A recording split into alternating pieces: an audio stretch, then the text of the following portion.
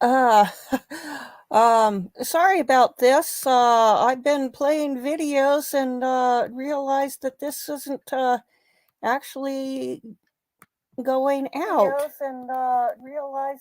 Oops. Actually, let's see. Let's mute this.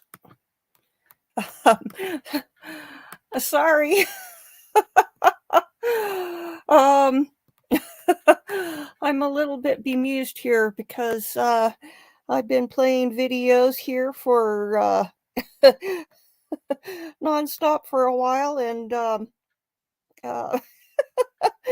I'm very embarrassed. Okay, let's start this over again here. This is the regarding the trial of Darrell Brooks. Don't call him Darrell, even though that's how it's spelled, because he will object. He is the man's currently standing trial for the Waukesha Christmas parade. He drove the SUV, or he's accused of driving the SUV down the parade route. I'm glad you've been having fun. I'm just embarrassed because I've been sitting here talking and showing videos, and I'm going, gee, they're not very, they haven't remarked about any of these videos. So, okay, let's see. Let me see. Okay, we're going to start with the news story, which started this all. At the time of this video, 5 of the 6 people who ultimately would die in this incident were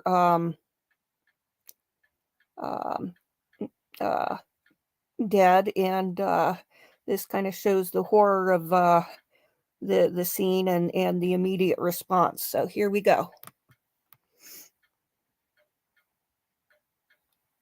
Oh. Okay, let's see. We've got a commercial. I won't unmute it till we get past this here. Got a few more seconds here. Okay, here we go. A tragedy in Wisconsin where a man drove his SUV into a Christmas parade. At least 5 people were killed and more than 40 injured. Alex Perez is live on the scene in Waukesha, Wisconsin with the latest. Good morning, Alex. Hey, good morning, George. Still a lot of unanswered questions. Take a look behind me here. You can see authorities are still here on the scene. It was supposed to be a day filled with holiday cheer, filled with kids, even a group called the Dancing Grannies, but it ended with terror and death. There's like 7 injured down there. There's so many down there. Overnight, a holiday horror in Wisconsin. Maroon Ford escapes with blue sliding into the parade route. According to officials, at least 5 people were killed and more than 40 others injured when a red SUV plowed into Waukesha, Wisconsin's Christmas parade. A red SUV came barreling down the middle of the road, kind of swerving in and out. I would say maybe going 30 miles per hour, and I did see it hit people after the car kind of passed. Yeah, stop this while the chiming goes on here.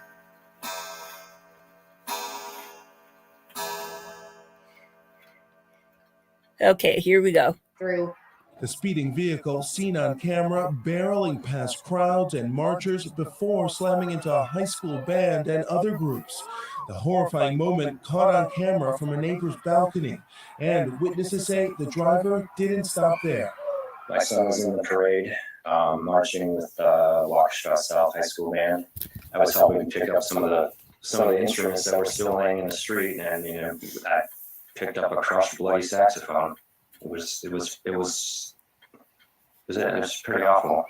Panic also caught on camera in the aftermath. Lawn chairs and possessions left behind. People screaming for their loved ones. The SUV plunging into the crowd at 4:39 p.m., striking dozens of people. Firefighters marching in the parade, springing into action, with 12 departments assisting the injured. Waukesha Public Schools will be closed tomorrow, requesting that everyone continue to stay away from the scene. The roads will remain closed at least 24 hours. According to police, an officer discharging their weapon in an attempt to stop the vehicle. No bystanders hit by that gunfire. I'll just point out that got a clip here of the red SUV just before it is shown to the jury, and you can see where one of the rounds hit the SUV. So that kind of helps in identifying the link between the SUV and the crime, not to mention the fact that it's been bashed up.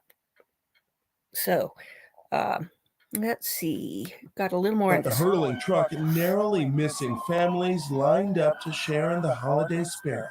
It just struck me afterwards, in the aftermath of everything, just how you have so many people who are there just to spread joy and cheer and be positive, and it just changes everything in an instant. Among the injured, a Catholic priest and multiple parishioners and Catholic school children. And Robin, police say a person of interest is in custody at this point. It appears there is no nexus to terrorism, but so many people here waking up with sorrow and shock. Robin? Okay, and let's go to another clip, which there was a nurse who was on the scene, and she tells about her experience there. So let's go to that. Mom! Mom! Mom! Come to the back. Come to the back. Grandpa, there are shots fired. We need to come to the back. Lay down. Lay down. Go. Lay down. Is this guy okay? My husband said, I just remember him saying, is that guy trying to go around the parade? And I looked over, and as I looked over, I started to hear a lot of screaming and just saw a red SUV coming towards us. So all I could think of was to get my family back. And as we were getting back, I heard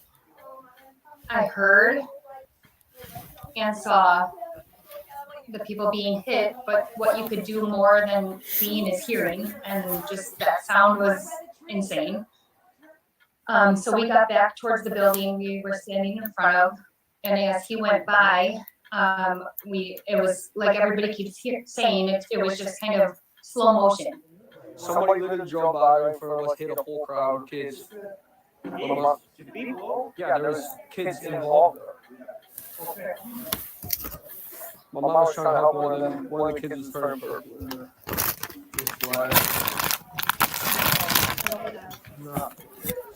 I'm a nurse, and my mother-in-law was saying, can you go and help people? Can you go and help people? So I went out there.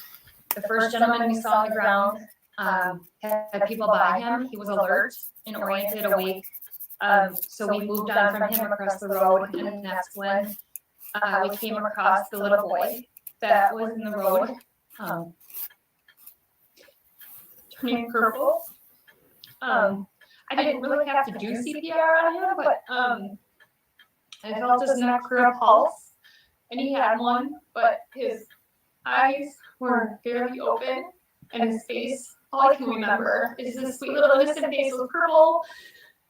He wasn't really with us. He wasn't stopping. He went through all 6 blocks of the parade, and I think his motive was really pure evil. So, and what blows my mind is that it's all kids in the parade. Like, it's all kids. Just a parade of kids. That young boy was, I believe, the last of the victims that succumbed to injuries. So she was extremely emotional. Now let's go to the arrest of Darrell on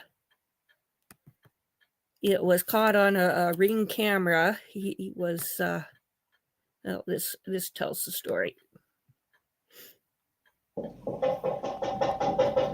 A frantic knock at the door. Call it Uber, and I'm supposed to be waiting for it over here, but I don't know when it's coming. Can you call it quickly, please? I'm homeless. 3 weeks into the trial, the state showed jurors Monday the moment Waukesha parade suspect Darrell Brooks begged to be let inside a home right after they say he killed 6 people and injured 60 others on Main Street. I let him come inside and warm up. I just tend to believe people, and I'm from a small town and we had people that need help all the time. Daniel Ryder testified he made Brooks a sandwich, gave him a coat and a cell phone to call his mother. He was thanking me, and so he was grateful, and he even said, "Thank you so much for showing me love, man," and he was calling me bro. Ryder then told Brooks to wait outside for his Uber, eventually sensing something was wrong. Get on the ground! Get on the ground! That night, Big Bend police officer Rebecca Carpenter says word spread fast of a man going door to door when she spotted Brooks on Ryder's porch. He appeared to be rather agitated. He was moving back and forth on the porch and gesturing. In this never-before-seen body camera footage, at gunpoint, officers cuffed Brooks on the ground. She says they found a sandwich, ID, credit cards, and a car key on him. Brooks challenged the officer about who they were looking for. Do you recall why the suspect was being detained? Because you matched a description that was broadcast over the police radio of a suspect involved in the parade incident. So as far as you knew at the time, it could have been mistaken identity. It could have been, but it was not. Well, Hillary, any idea how much longer the trial will last? Okay. So let's see. Ooh, what is the next thing? Let's see. Oh, let's go to look at the music video. This was played without the sound as part of the as of the case, and I found some clips of it here on a news story with the music, and so we'll play that next. It shows the SUV in the background. Non-spike Da Vinci got him looking at me different. I can't be feeling when I kiss him yet. Kidnap you and miss it yet. Hit him apples in the slums. Gives you a good idea of what he looks like. They putting cameras on the lights, playing like you stupid dog. You know what I do to you. Hit me from a cell, told me get the cake. I end up them balls, selling coke around the digit. Playing with them bloods, they gon' pop you like.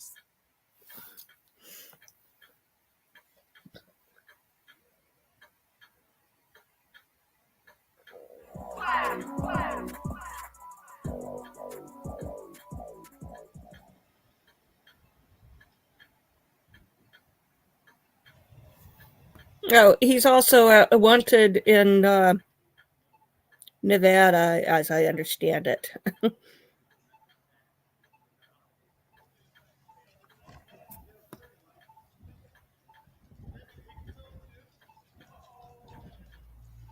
Okay, and let's see.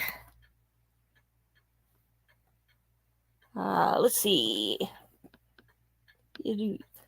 Andrew, you mean on the video you made yesterday, or have done a second one regarding a white van? Oh, hi, Warlike Wrath. Good to see you.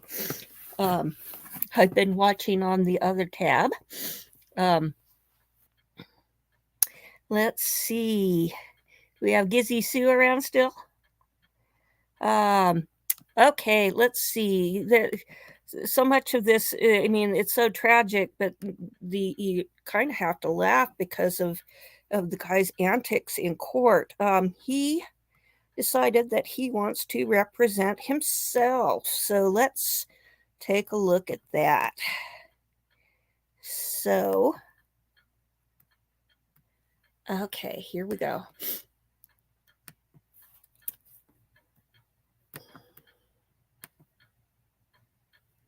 So if you are allowed to represent yourself in this case, sir, you will not have attorneys assisting you.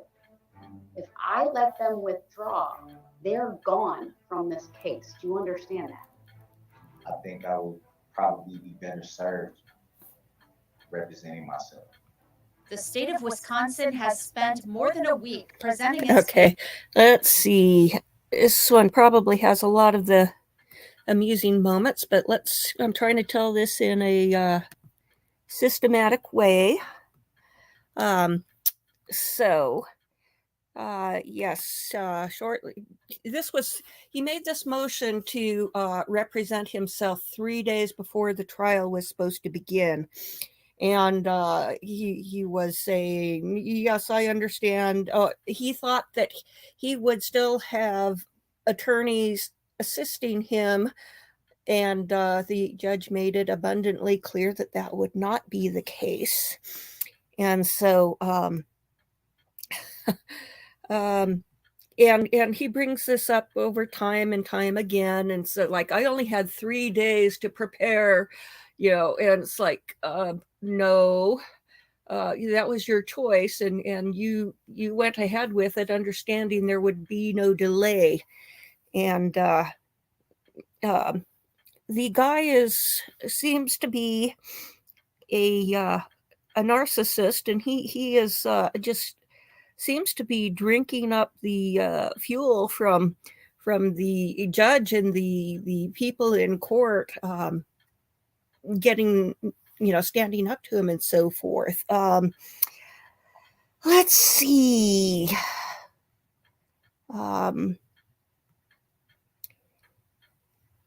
Okay, this was that was the self-representation. Okay. And let's see. He also, at least in the beginning, he did not want to wear street clothes. So the judge advises him that that's not really a good idea, but then she advised him it wasn't a good idea to represent himself. So here we go. Let's see. We're going to react to the most bizarre moment of the Darrell Brooks case today, and today's Thursday. So the state rested their case today. So let's just see some of the most bizarre moments, and there are plenty of them. So if you are allowed to represent yourself in this case, sir, you will not have attorneys assisting you. So, okay, I'm going to stop this from time to time, just so I can flesh out. Everybody has the absolute right to represent themselves, but it's fucking... Okay, yeah, we saw that already. Let's see. He's being advised about... Put on your suit. It is my right to do so or to not do so. Oh. At this point, Your Honor, who doesn't know that I'm in custody? I mean, that's not the issue. I mean, of course they know he's in custody, but it's the appearance. It's watching you in orange this whole time. Mr. Brooks, I've had many trials with individuals who are in custody, and when I've talked to the jurors after the conclusion of the case, they had no idea. The whole point of allowing for street clothing is not only to shield jurors from the fact that you are in custody, but also you being in a suit and a tie or other street clothing, I think also lends to the dignity of the proceedings. That's a good point. I didn't think about that. It lends to the dignity of the proceedings, and it really does. I want to add that people kind of behave according to, the expectations, and people, you see you in street clothes, and you're gonna behave the way you expect them to,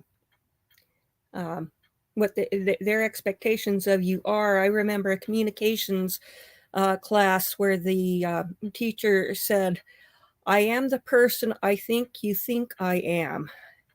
And so what that means is it's a self-fulfilling prophecy. Is I think you think I'm a jerk, I'm going to start behaving like a jerk, because either I'm feeling defensive or because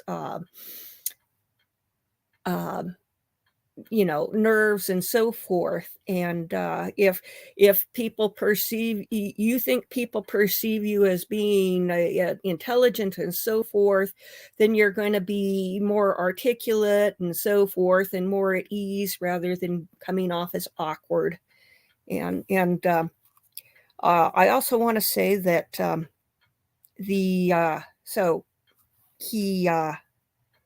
he'll behave better if he is wearing that than dressing like a prison guy. But he decides that he wants to go ahead and wear his prison stuff. So she sends him over to the other courtroom.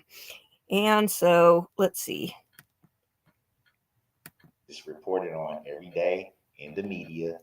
It's shown every day on the news. She's still trying to talk him into going and changing. And that I'm in custody. It's virtually impossible for anybody to not know that I'm in custody. Right, we are. Okay. Oh, okay. So she sent him to the other courtroom, and you'll see here that he does not have his shirt on. So he's parading around the backup courtroom where they keep him so that they can mute him to keep him from having disruptive outbursts. And the jury can see him there without his shirt on. So back on the record. So the judge had him removed. Wait till you see this. Back on. Now he doesn't have a shirt on.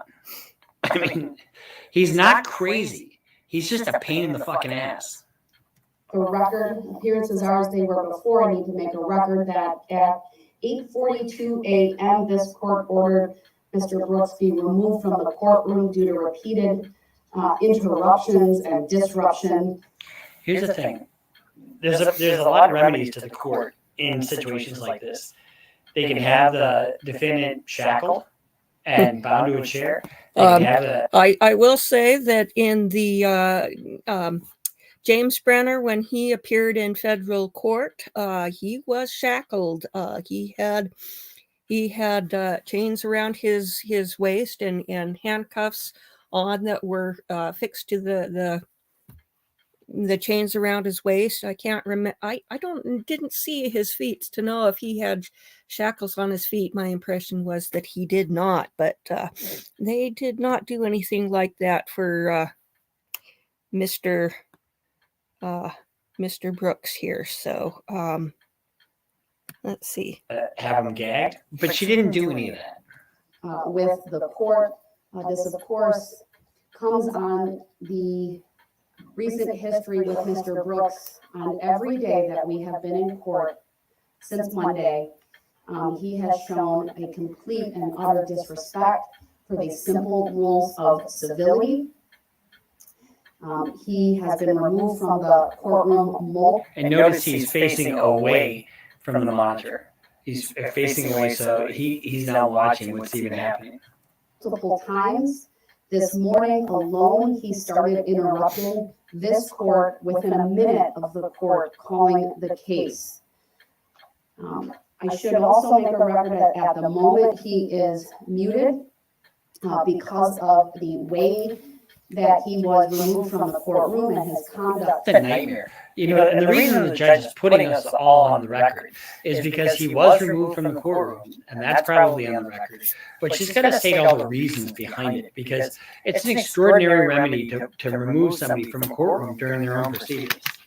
Conduct. Since I have been given just a bit of information about it, I will advise everyone that I have required that the Sheriff's Department file a written report with the court regarding Mr. Brooks's conduct. I'm told that he would not sit down while in this courtroom in order to have the shackles removed so that he could be taken to the other courtroom, that he was resisting, that at one point he took off a shoe and it appeared to the deputies that he was going to throw the shoe. So he's a real charmer here. I don't think he's trying to look crazy. He is. I think he knows that his goose is well and truly cooked, and so he's just wanting to be as disruptive. He is claiming that he is a sovereign citizen or a sovereign, and that the government has no authority to prosecute him. Apparently, this doctrine, which is kind of fashionable amongst the criminals right now, is because the on the theory that you've got a sovereign of a foreign country and they've got sovereign immunity. That's like diplomatic immunity. You cannot be arrested for crimes and so forth while you are on the foreign soil. And so that's okay. That's okay, Joseph. So let's see. So the sovereign citizens, he keeps questioning the jurisdiction because according to their philosophy, there is no jurisdiction over a sovereign citizen. And just kind of, I'm not sure if it's ultimate left or ultimate right. Yeah, I guess that's kind of, they meet in the 180 degrees directly behind. So let's see. Yes, he very much has a prison mentality. And he's probably picked this sovereign citizen defense up from people at the jail, saying, "Oh, well, this is what you need to do because they can't prosecute you." So let's see the next video. Let's see. We were going to do the SUV. He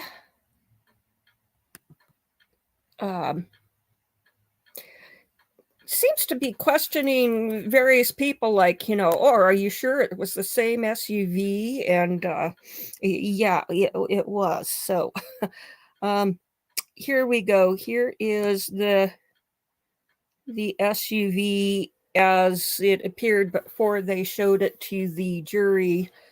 This is in a section of the garage at the jail. It's been masked off, and the jury doesn't know that this is in the basement of the jail. So you can see where the front end is crashed in. Mirror there is broken on the side. You can see this bullet hole here by the tail light on the left, because they fired rounds at the vehicle in hopes to get him to stop, and it did not work. So let's continue to take a look.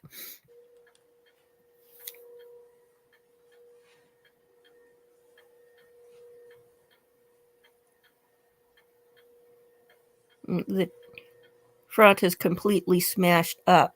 He killed 6 people and hit about 60 other people were injured. There were some people who were hit and not really injured. So it's kind of amazing that the windshield is intact, because I would have expected somebody to get flipped up and land on that. I hit an elk once, and I didn't even realize that the elk had broken the windshield until after I came to a stop. So let's take a look at the next thing. Okay,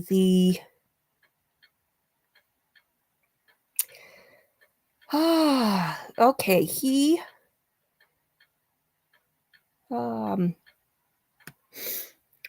let's see. Let's get a sample of Mr.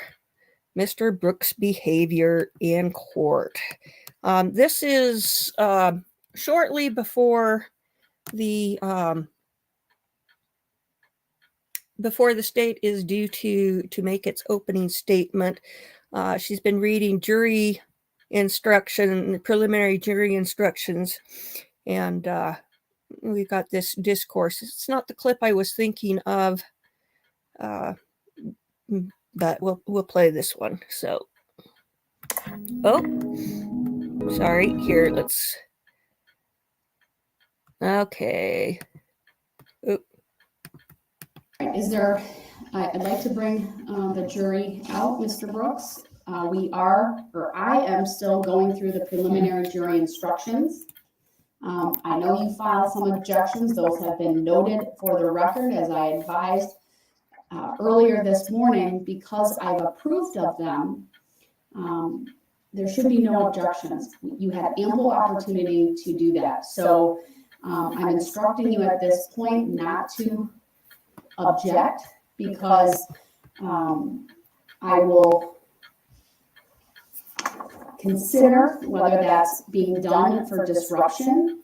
If you have an objection, write it down on a piece of paper, pass it to the bailiff, and I'll take it up outside the presence of the jury. Talking about objections to strictly jury instructions for the filings that I filed on the 3rd. I'm not addressing those at this point, so. Asking for clarification, I didn't know which one you were speaking on as far as the objections. I'm talking about objections during this court hearing to the court going through the preliminary jury instructions. I was just asking for clarification.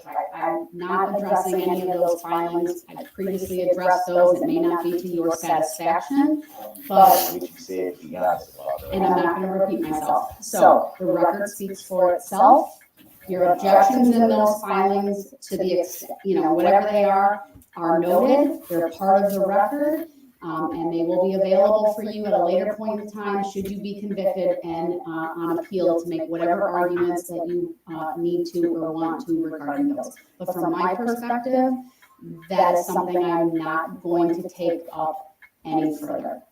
And any attempt by you to do that, I will have to consider whether that's being done to disrupt the proceedings and not for legitimate reasons.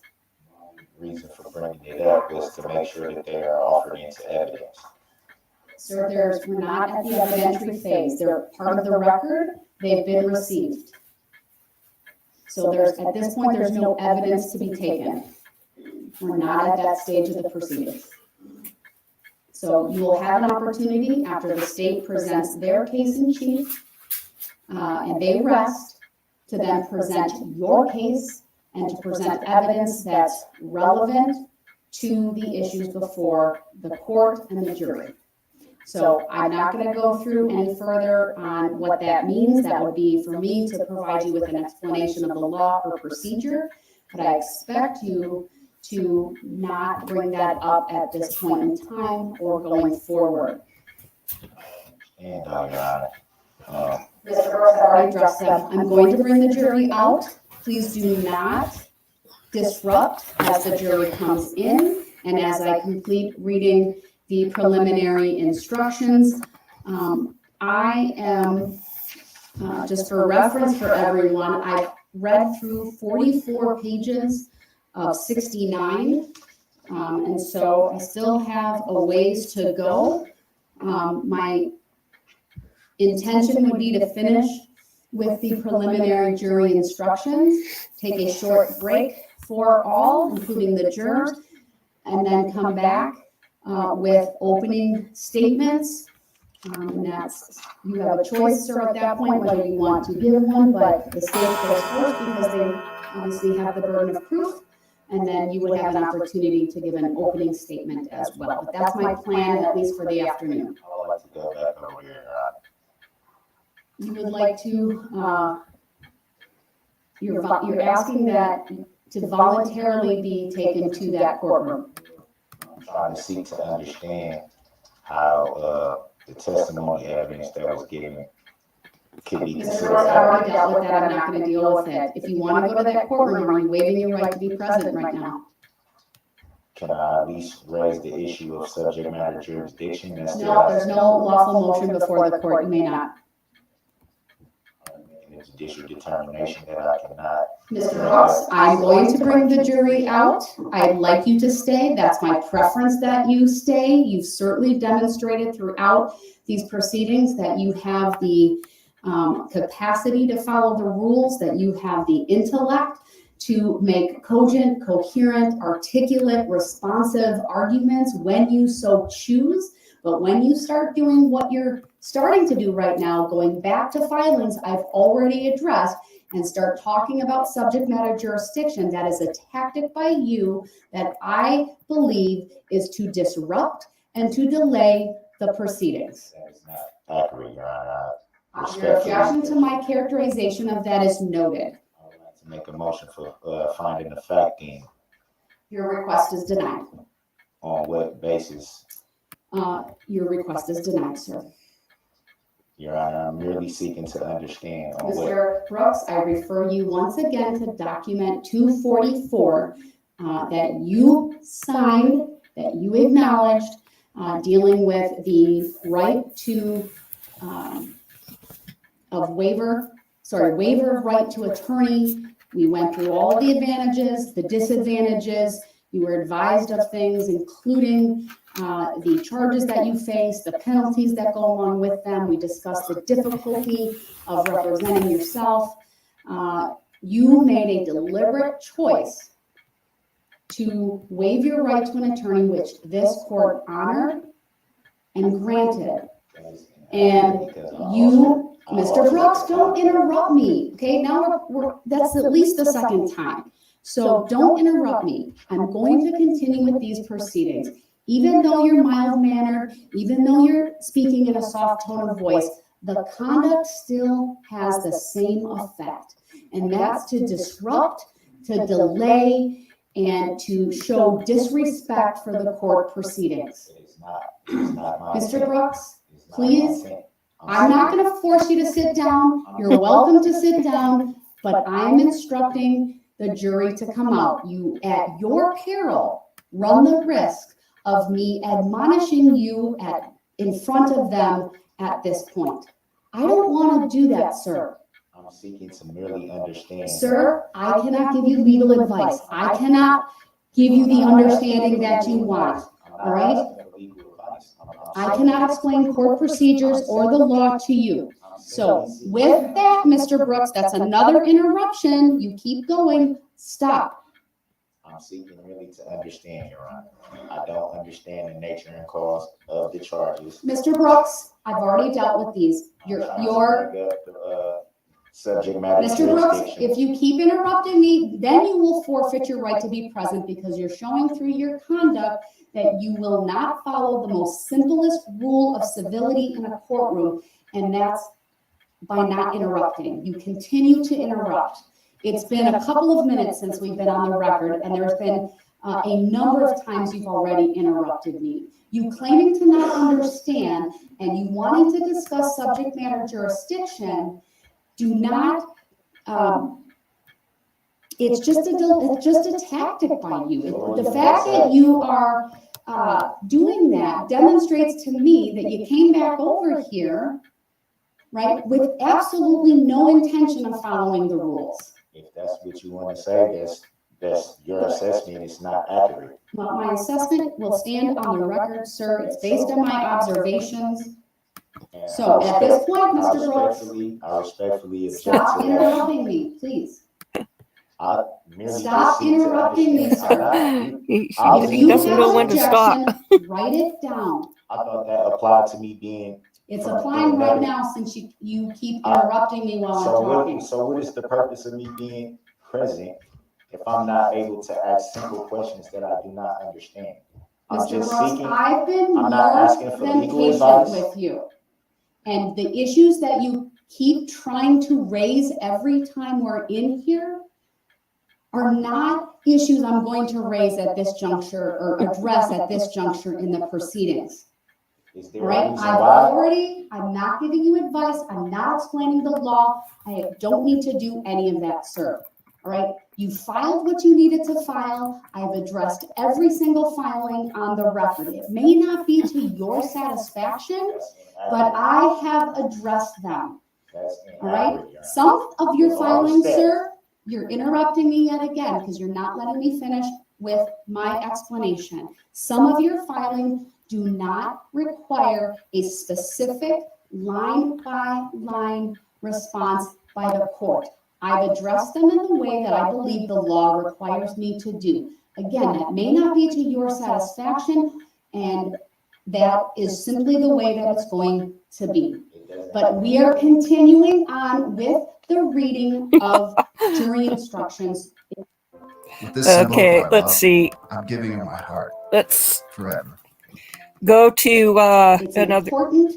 They're going to come in, and it will be up to you whether you can demonstrate respect and courtesy, not only for these proceedings, but for the jurors that have been selected to hear this case. Madam Clerk, have the jurors brought in, please. Judicial misconduct. You're making the judicial determination, and I'm not allowed to ask questions. And I'm not allowed to question Your Honor, which is my right. I've merely brought up subject matter jurisdiction because it has merit. I've merely tried to seek to understand the proceedings that I do not understand. You're right. Okay, let's go to the judge is documenting how much he interrupts. So let's go to that one because this is fun. 1, then there was 5 at 9:02, 3 at 9:03, 4 at 9:04, 1 at 9:05, sorry, 2 at 9:05, 1 at 9:06, 3 at 9:08, again at 9:17, 9:27, 10:31, 1:05, there was talking over by you at 2:03, 5 interruptions at 2:14, 2:15, 2:17, at 2:19, audible muttering, 2:31, 2:33, what I would describe as inappropriate, like muttering under your breath, 2:35, at 3:06, there was the hilarious comment, at 3:11, there was what I would describe as arguing about muttering and irony of it all. At 3:12, there were 4 interruptions. At 3:37, more 4:09, 4:10, more mumbling. At 4:11, twice, and at 4:12, 9 different times. So I think I made an ample record of the disruptions today. I've been abundantly patient with you. I've, again, as I stated earlier, I've even limited how I tell these things to the jury about how to disregard, and I simply say the juries to disregard comments and statements made by the parties or the lawyers, as those are not evidence. So I'm warning you, do not interrupt again. If this jury comes back or when they come back and you do that, then you will be removed and you will forfeit your right to be present for the examination of this witness. Let's bring the jury back in. Well, you might as well remove me then, because what you're doing is not fair. I can't even rebut what you're saying. I didn't interrupt you. I let you make your incorrect record. Mr. Brooks, I'm bringing the jury out and we're continuing. We're going to get through these witnesses. And I'm not stopping you from Through your doing that. behavior, you're not going to delay these proceedings today. I'm not trying to delay proceedings, so I wish you would stop being incorrect on the record and saying what I'm trying to do if you don't know that. You don't know what I'm trying to do. The jury out, I'm not going to argue with you. Then don't. Because I'm not arguing with you either. I'm stating facts. You're raising your voice. Because I'm tired of you always making a record. You're making a record of me trying to look bad. I know what you're trying to do. It's not going to work. I'm making a record. He is interrupting, and it is working. He's making himself look bad. Record of what's accurately. You're making a record of incorrect statements. That's what you're doing. You're not making a record of not being able. I'm advising you to be quiet because the jury's coming back out. You're advising me to be quiet? Is you telling me to be quiet? To be respectful when the jury Are you telling me to be quiet, or are you asking me? I'm asking you and advising you. Thank you for correcting that, because don't nobody tell me what to do. I don't tell nobody else what to do. I'd appreciate. We're all adults in here. I've never told you to do anything at all. Sir, I'd appreciate if your tone of voice would change. I would appreciate if you would ask me. I'm a grown man with grown kids. Ain't nobody gonna talk to me like that. Nobody. I don't have a problem with doing what you asked me to do. not tell me. Just like when I asked you about subject matter jurisdiction that you have yet to prove on the record. But somehow I'm being intentionally disruptive. Come on, man. Stop. Just stop it. Jury's coming out. All rise for the jury. Not gonna work.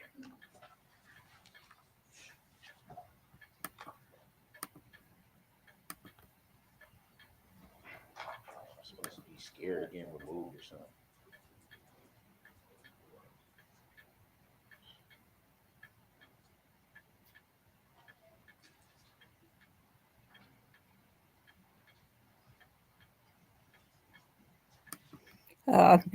Okay, let's find another one here. Okay, let's see. I think this here is him making his opening statement, and he couldn't be more different here if this is the right one. Decision, you That can, I accepted for value in return for and value. that's how I'm going to answer that. So it was let's not verified proof.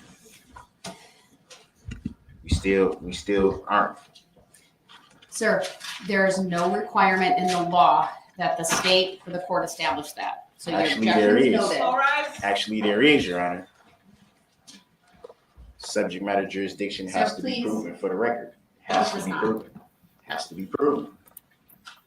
You know that just as well as Mr. Brooks, you know that. Please do not make statements that mischaracterize the law. You know it has to be proven Or that for impugn the the integrity of this You know court it has to be proven and the on the proceedings record. here.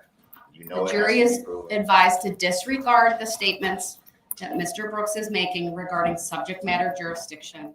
They are not evidence, and you are to disregard them. And not presented as evidence. Just has yet to be proven for the record. The jury will disregard the incorrect statements of the law that Mr. Brooks is stating. Where's lawful law that is incorrect? Mr. Brooks, please. I am going to read one instruction. Thank you, everyone. Please be seated. The defendant will now make an opening statement. The purpose of an opening statement is to give the defendant an opportunity to tell you what he expects the evidence will show so that you will better understand the evidence as it is introduced during the trial. Okay, let me just stop and make a statement on the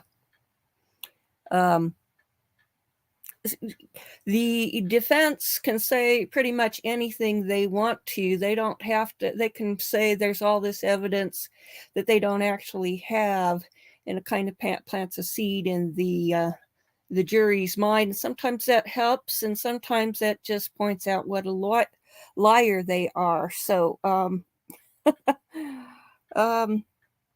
yeah, Joseph, he is very belligerent and so forth, and ordinarily, he'd be tossed into a cell for contempt of court, but he's in jail all the time anyway, so that's not much of a punishment for him. And they do have to conduct the trial, and he just wants to disrupt, and so she's kind of between a rock and a hard place in dealing with him. So yeah, okay, so the jury's in the courtroom, and he's about to address the jury, and you'll see how his demeanor changes here. I must caution you, however, that the opening statements are not evidence. With that, go ahead, sir. Oh. A new smile can change a person's life overnight. You literally see someone.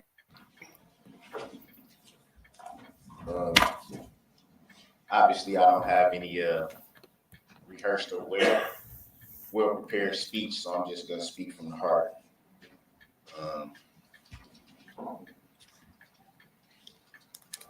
I would just like to first say that I want to bring to remembrance something I think everyone in this room has been taught. One thing I would love to see is a body language analysis on him here, because it's pretty fascinating. So let's let him get to it here. Pretty much as far back as we can remember, is that there's always two sides to every story.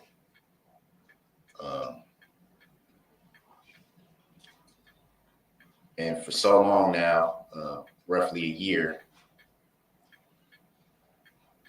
there's only truly been one side told of this story. And I've sat back and watched from countless narratives that's been put out there,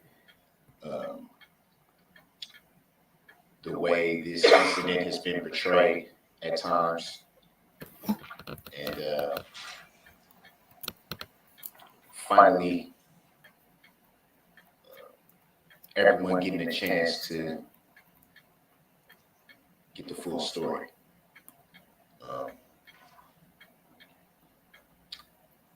You won't hear me try to argue facts. The fact is, this incident was tragic, very tragic. That's not lost on me. Facts are that there's still a lot of people healing, a lot of families healing on both sides.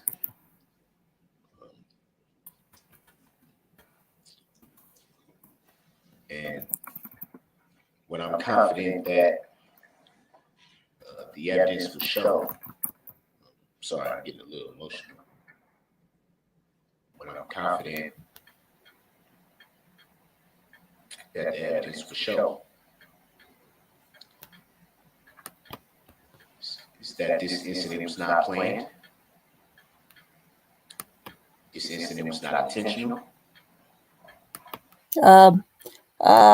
I can believe that it wasn't planned, but it definitely was intentional. You don't just go driving down the street, swerving into the thickest part of the crowds, and not flash your tail light or anything like that. So the prosecution has already presented their case, and this is the start of his case.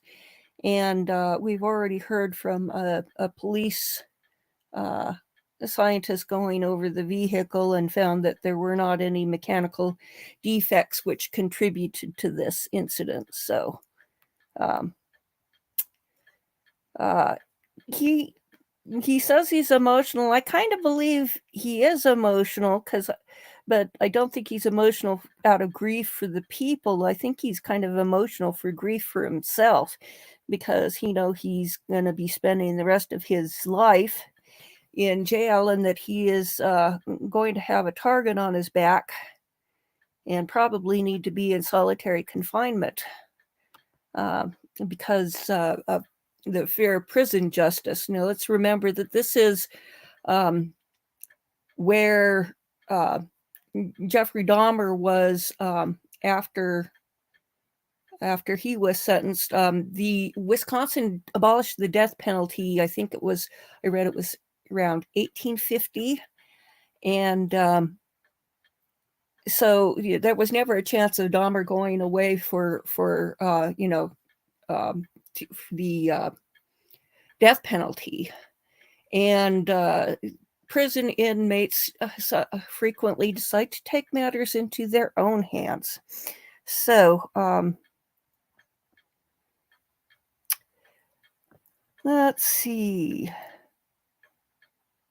No, they don't have the death penalty there. So, yes, Gizzy Sue, he's been incarcerated a number of times, and we're going to get into that here. So, let's get through some more of his statement here. This incident was never even thought about.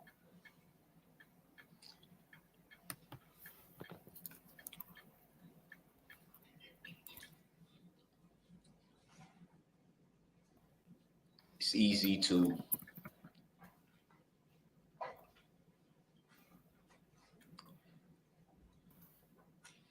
I'm sorry. Just need a second.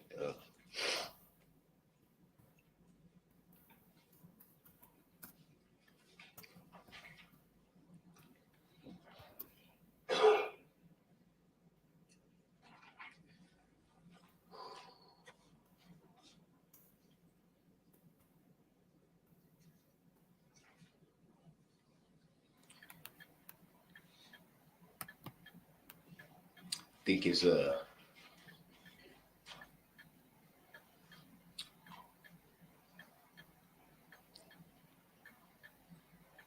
easy to look at the magnitude of something like this and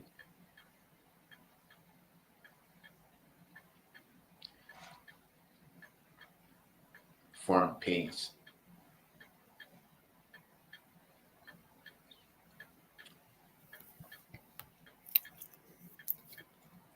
I think it's easy to disregard a lot of factors.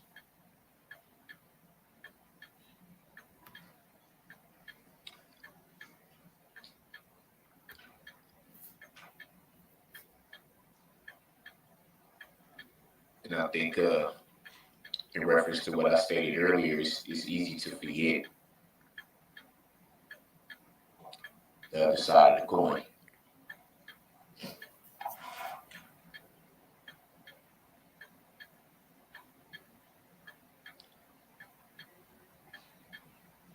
There's been a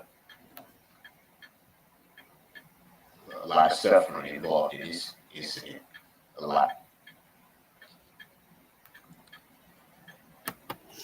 From looking at his face, the creases that appear between his eyebrows and so forth, I feel that he's got some real distress going on here. But as I say, I don't think it's for the people. I think it's all for himself. And I'm going to speed up the time on this to 1 1/4, just because he's got so many pause in this. So let's do that to make it go faster. Obviously,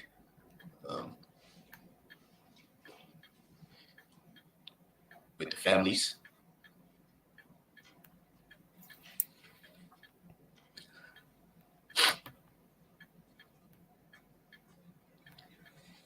with the community,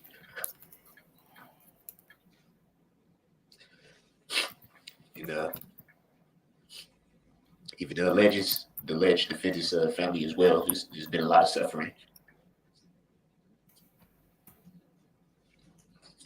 A lot of misunderstanding.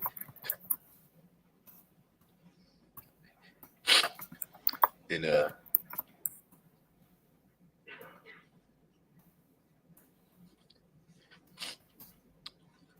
just want you to keep in mind everything that will be presented in its totality. Keep in mind.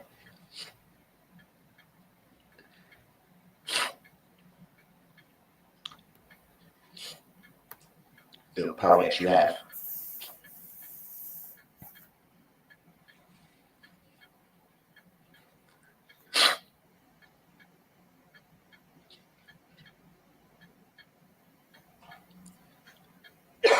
I believe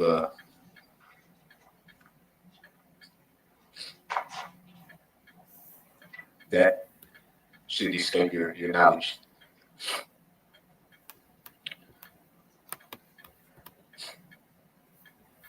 This has been a long process for everybody.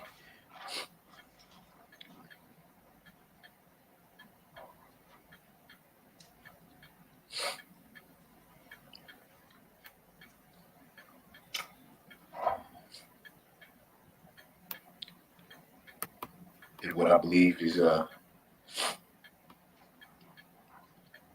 it's time for you to make your decision, all of you, I believe it. And I It's about 5 minutes till the clock goes off. It's running slow.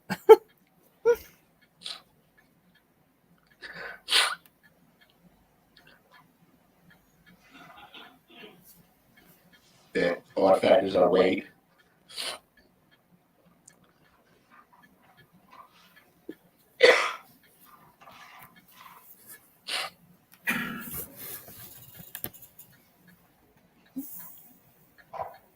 There's been a lot of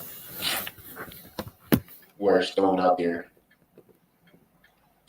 about the alleged. A lot of speculation, a lot of ridicule.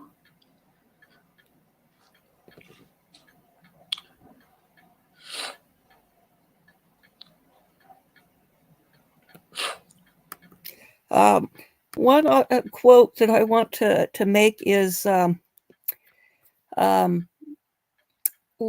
I can't remember. I think it was one of the behavior panels. You can't fake a snotty nose. When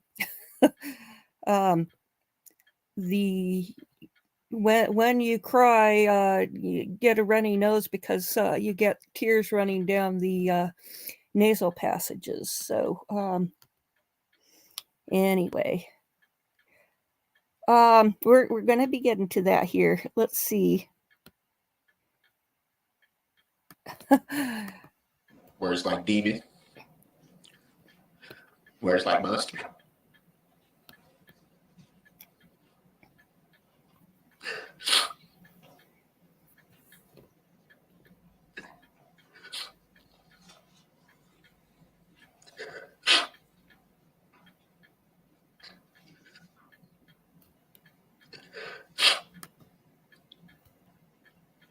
I know a lot of the time I've been before you see me with this mask on.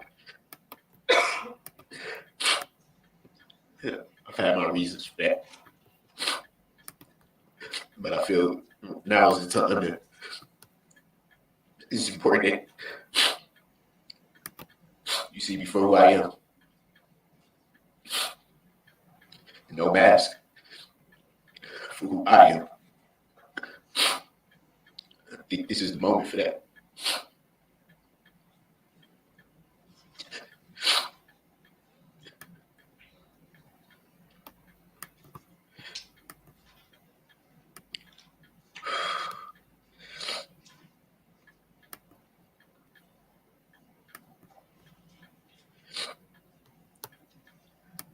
I pray that your eyes and ears remain as open as possible.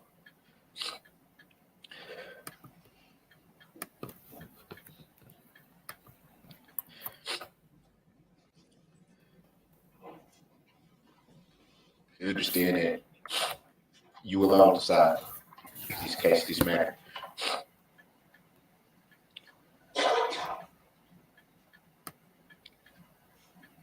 The power is in your hands. All of you.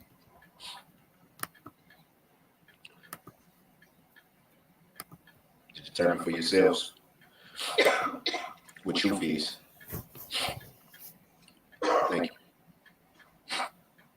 Thank you, sir.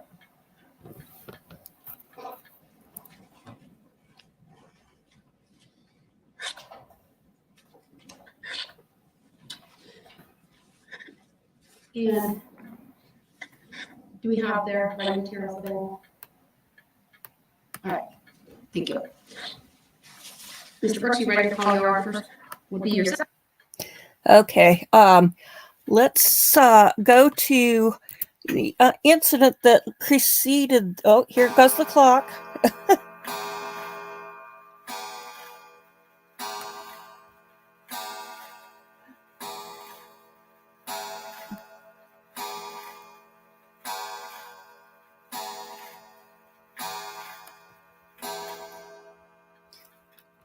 Okay, before the incident at the parade, Darrell Brooks met up with his ex, with whom he has a 15-year-old daughter, and they were fighting, and so we're going to watch a little of her talking about what led up to this. We'll say that she and he got into a relationship when he was 24 and she was 14, and he got put on he became an RSO because of this, and so okay, here we go. Oh, let's see.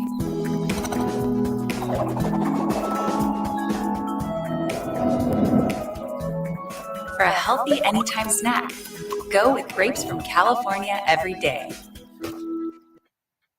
Why are you back? We have Sorry to about find this. like you're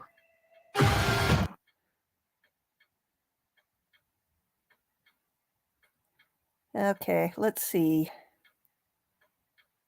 Yeah, 15-second commercial. Okay, here we go. Walking downhill. And how was he going downhill? Driving. The red Ford Escape? Yes. What happened next? He just followed me all the way to the park. Okay. He tried to take my phone from me at the light going down the hill, and he just kept following me and arguing with me out the window. Do you recall being near a gas station while this argument was happening? Yes. Yes. Overruled, she may answer, and the answer she provided may stand. Yes. It was right at the light, the gas station on the gas station on the left, and then the Walgreens is towards the right. And do you remember what was being said at the gas station? I do not remember. What happened when you got past the gas station? I kept walking, he was still following me. Did you at any point attempt to contact anybody for help? No, just Corey, but towards the frame part. That's when I called her, when I got closer to there. Did she answer? Yes. What did you say? I said, he just hit me, and I said, I need you to meet me, and that's what she met me. Where did you go? I walked past Frame Park, and I met Corey, and I got into his car and got back out, and I met Corey at White Rock School, I believe it is. When you say his car, you're talking about who? Darrell Brooks. And were you familiar with White Rock School at the time? You ever been there before? No. You just know that. Yes. What happened when you got to White Rock School? That's when I got there, got back in his car, talked to him, got back out. Corey had met.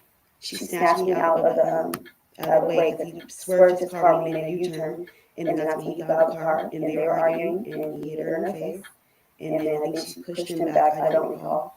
And then I was trying to split them up at the time, and after that, we just kept walking. We went to the women's shelter. Me and Miss Corey. Madam Clerk, please have the stage for your table projected for the witness.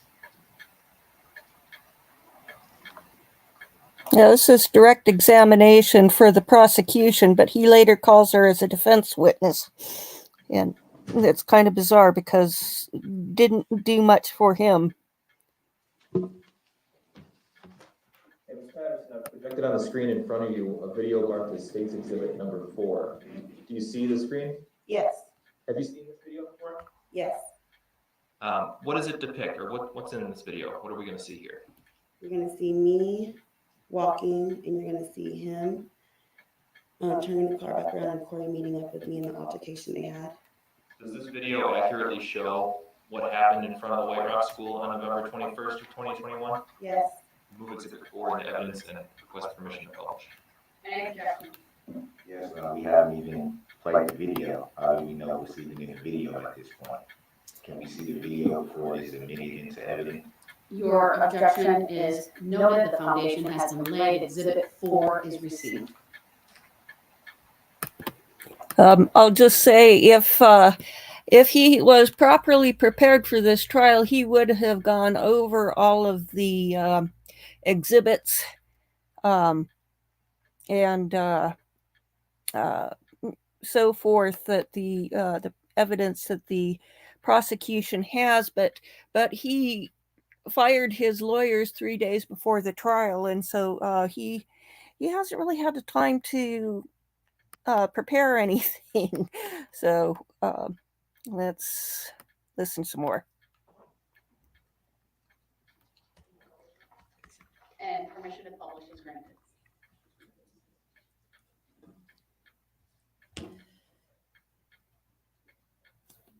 Can we also shut off the I think it's the Polycom system that's taking Yeah, up we the certainly screen? can.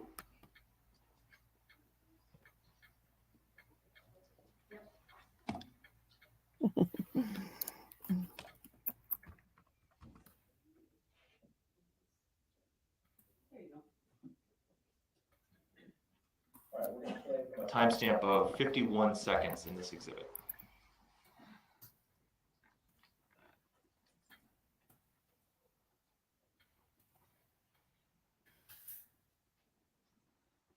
Actually, can we pause quick?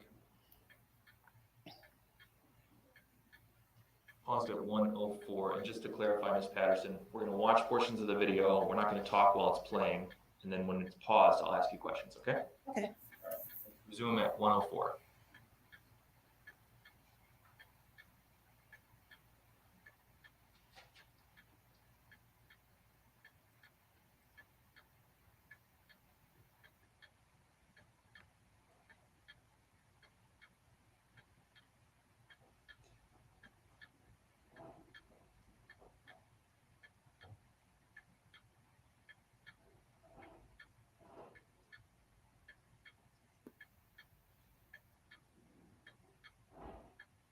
Let's pause. We've paused at 1 minute and 37 seconds. Ms. Patterson, who did we see in the video there walking? Me. Okay. And we saw a red SUV, right? Yes. Who was driving that SUV? Darrell Brooks. Was there anybody else in the vehicle at that point, to your knowledge? No. Okay. Let's resume playing.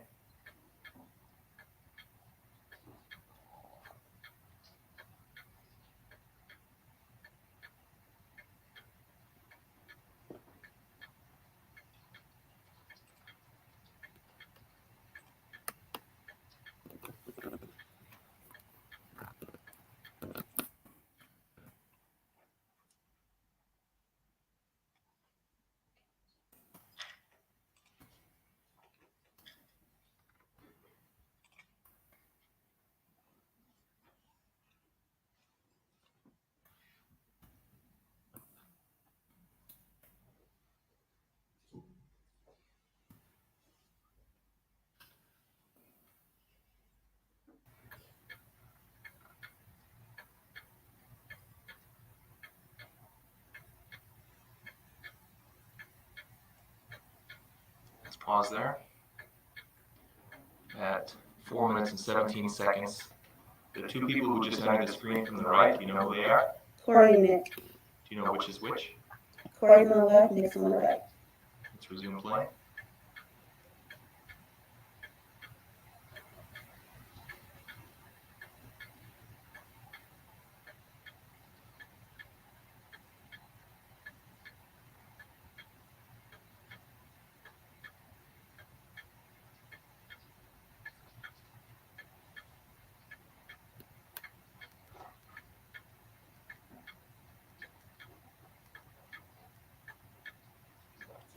Wish we had a little more action going on here in the clips.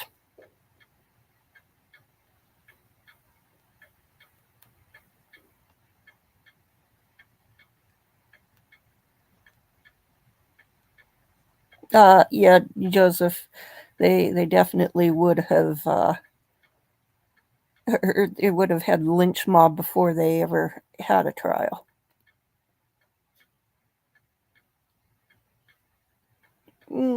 No, not really. He seems to be blaming it all on the girlfriend. They had a fight. He got upset, and so it's all her fault.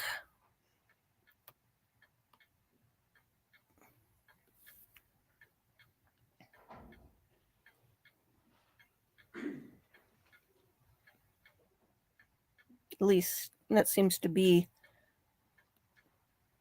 one theory from some of his questioning. He didn't seem drunk when he was on the porch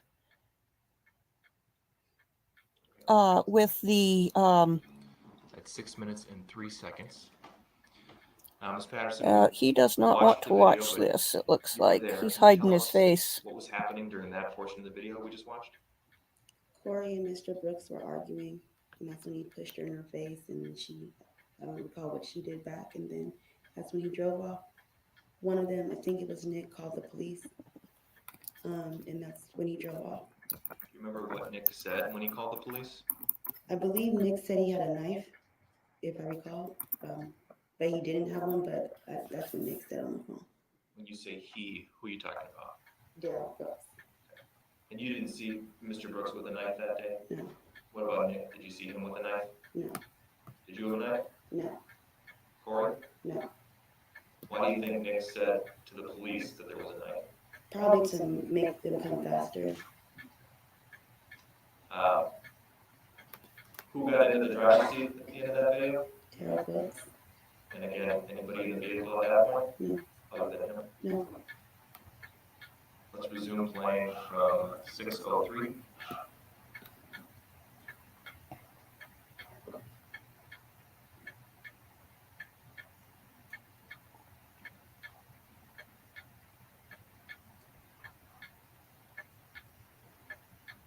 Okay, here she's walking down the sidewalk.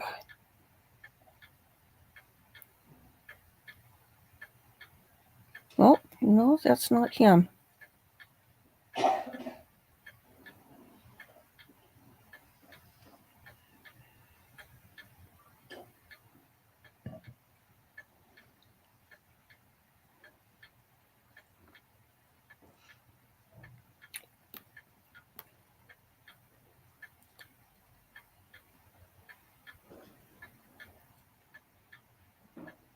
Oh, we've got running. At 6 minutes and 54 seconds. What did we see in that clip, Ms. Patterson? I walked away from Corey and Nick because I was mad because me and her started arguing after that because she was mad that I even met up with Mr. Brooks. Okay. And then she was running after me. Do you know the direction that you were walking there? Straight. And then That's fair. I'll just confusing. I'm sorry. It really is. I'm sorry. Towards downtown or Waukesha? Towards downtown. Sorry. And where did you go after you walked out the screen here? I just kept walking until they followed me, and then we made a left. I'm not sure which. I don't think so. He tried to swerve and hit We her. just made a left turn and went straight towards the women's shelter. Before you turned off of the street you're walking on here, did you have contact with the police officer? Yes, we did. Okay. And you spoke briefly with that officer? Yes. And then where'd you go after you spoke with that officer? Then we left. That's when we made the left across the street and went towards the shelter, women's shelter. At the moment when Mr. Brooks left the little physical scuffle that we saw there and got into the driver's seat, how would you describe his demeanor? He was angry. Okay. How do you know that? Was he saying or doing that led you to believe? Okay, let's see. Let's go back to the list of videos. Okay.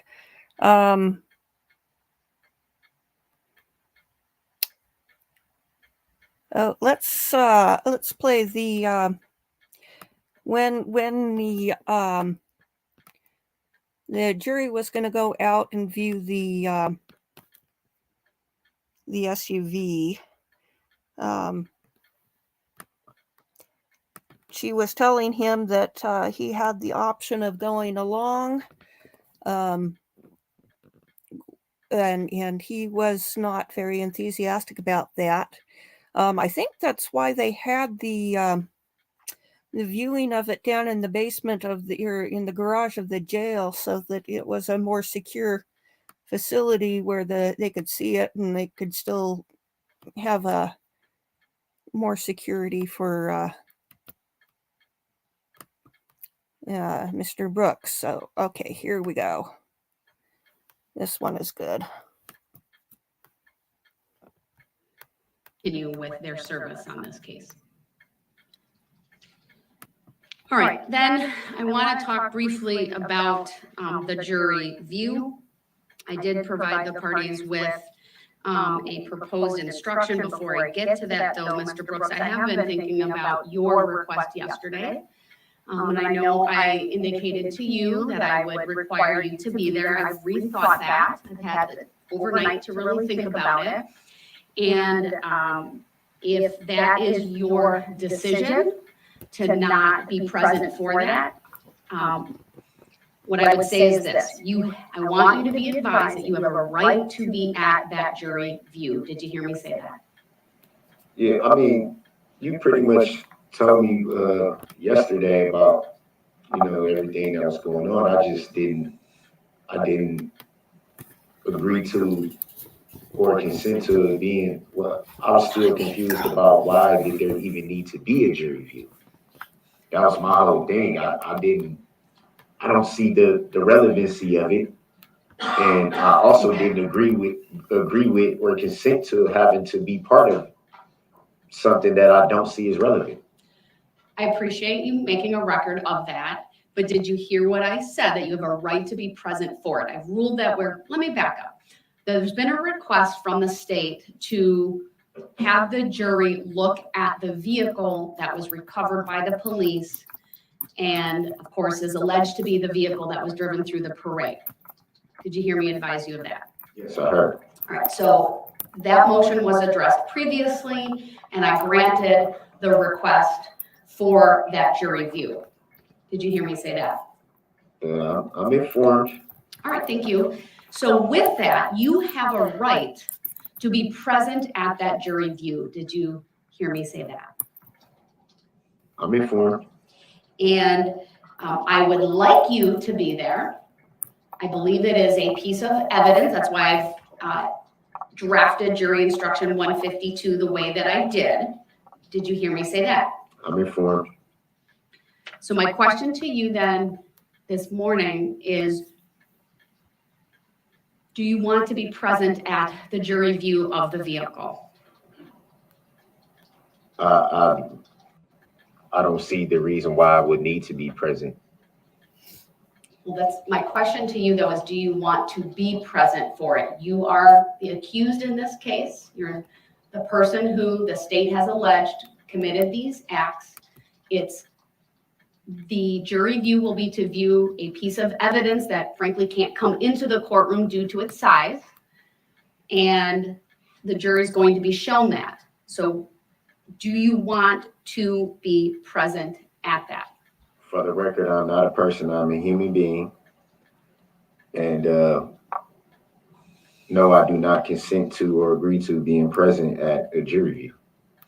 All right, then I'm going to honor his request. But what I am going to do, though, is as part of that process in any event, because it's being done in a secure location, is I have ordered that I want to make a record of what's being done, and I want a visual record of what is being done. And so this jury view is going to take place in the Sally Port of the jail, and precautions are being taken so that the jurors do not know where it's at.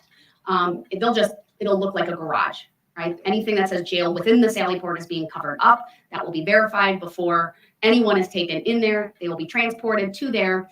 I'm not sure if they'll walk or drive because it's very close. But then the sheriff's department, because it's, as the court official, I'm in charge of keeping the record, not keeping the record, I'm in charge of making the record. It's the better way to say it. And I want to make sure that there's a record of what is done for this trial and certainly for any appellate purposes if need be. The sheriff's department, the sheriff's department is obviously charged with the security and safety of a courtroom, including the jurors. And so I have asked the sheriff's department to record. And so there is a camera that will be on a tripod that will record what's there before anyone gets there. I've instructed them to take that camera to walk around the vehicle and while it's recording to put it back on the tripod. And before the jurors and the court are brought in, once we are brought in, it will also be recorded, and that contemporaneous recording. So that will be as we will walk around the vehicle one time. That will be recorded, and then both of those recordings are going to be made part of the record. Because the second recording is for the record and has the jurors, at this point I'm going to seal it so that at least until the conclusion of the case, given the order that I have regarding the what's referenced as an anonymous or numbered jury, so that will be sealed. But what will be released to the public or be made part of the public record, and so therefore any media request would be that recording that just shows the vehicle without the jurors in it, without the court. So, and then I plan on also bringing that back to the courtroom. Well, the sheriff's department's going to bring it back, and then we'll show it to you at that time. Go ahead.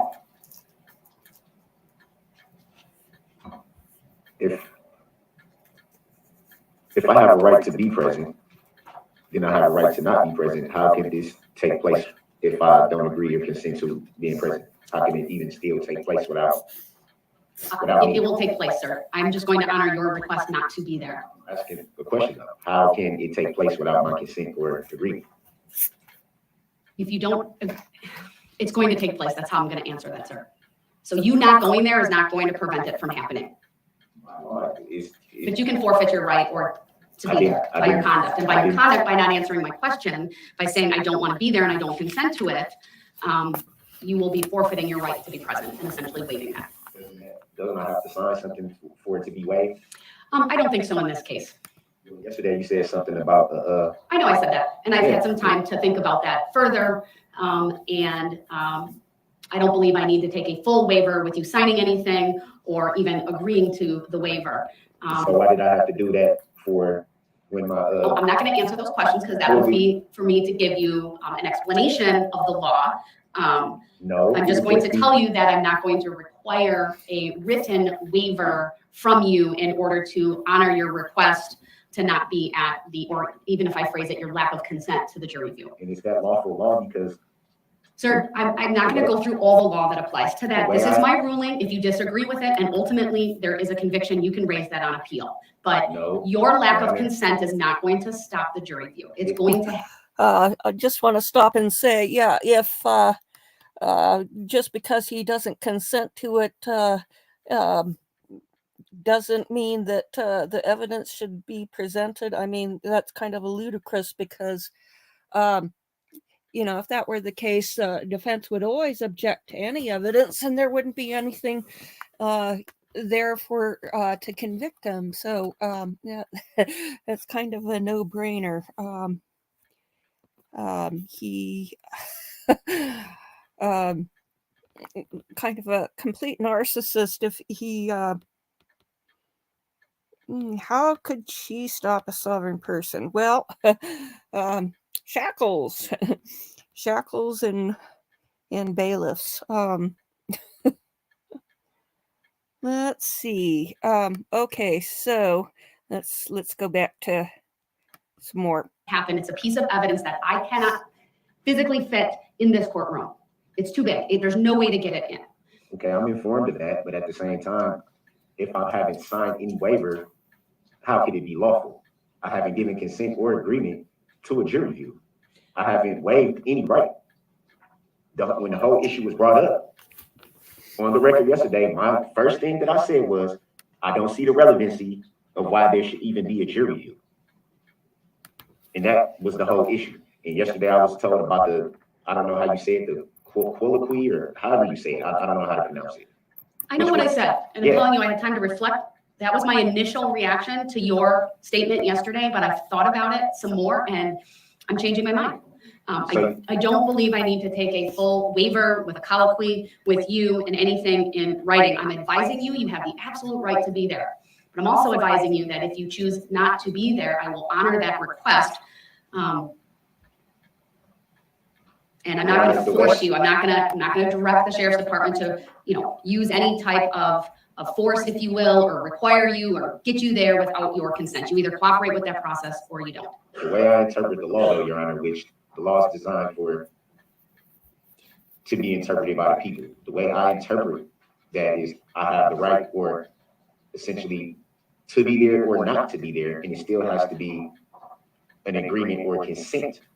That's how I interpret the law. My ruling on that, sir, is I disagree with you. You do not need to provide consent for the jury view to happen. Your objection is noted for the record. I'll make a specific finding today that it is relevant to these proceedings, to this trial.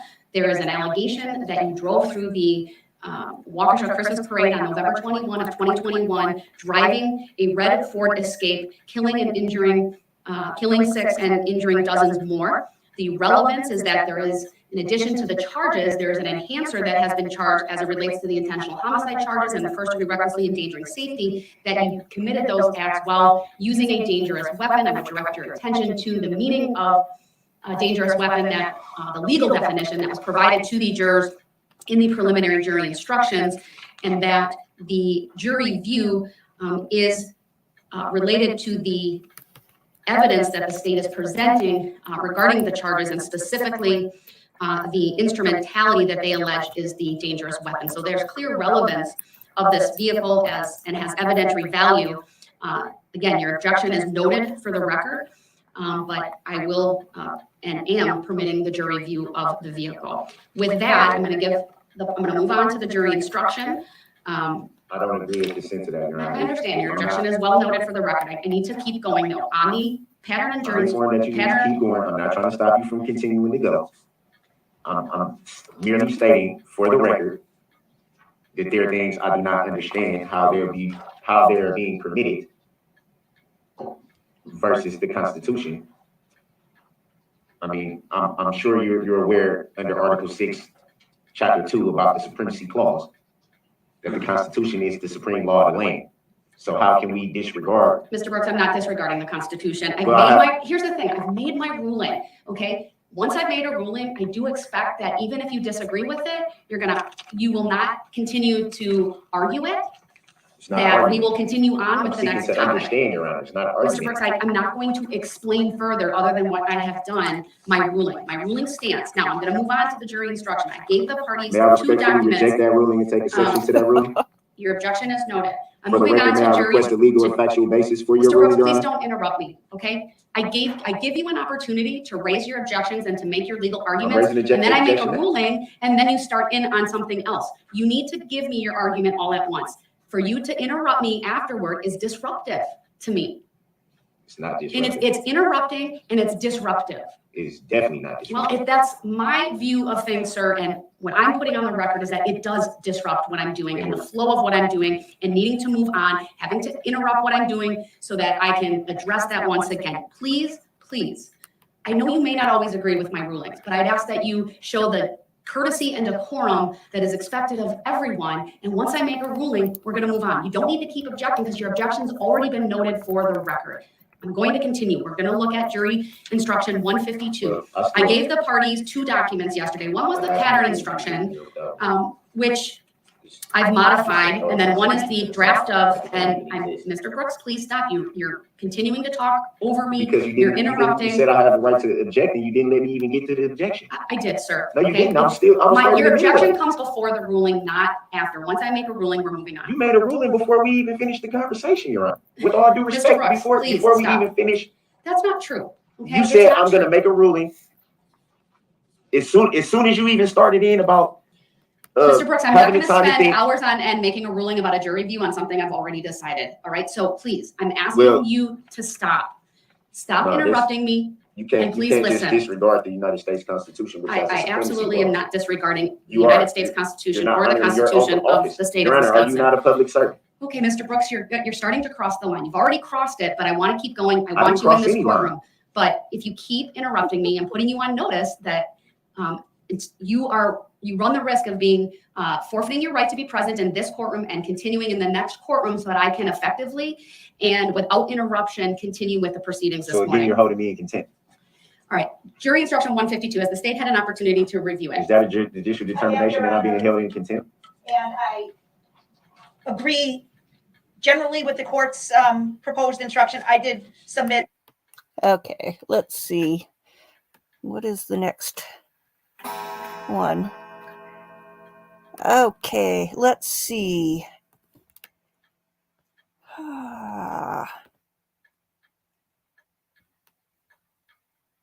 Let's see.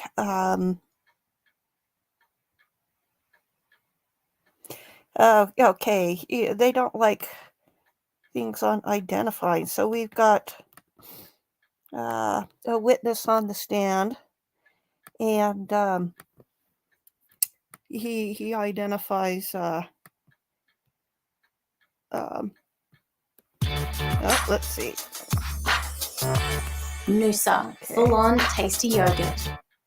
Hi, we've both got a big birthday coming up, so we have a lot of questions about Medicare. Okay. Thank you, sir. I don't have any other questions. All right, sir. Mr. Brooks, do you have any questions for this witness? Yes, I do, and I object to being called that name for the record. Do you recall giving a statement to Officer Probst? I don't know his name, but I've talked to an officer. And you did talk to an officer that night? I talked to an officer on the phone. I did not talk to an officer that night. I mean, on the phone I did, but not in person.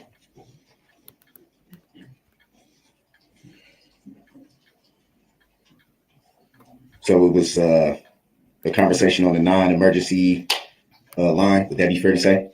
It was on the non-emergency line. I actually confirmed it after I called to make sure I was on the non-emergency line.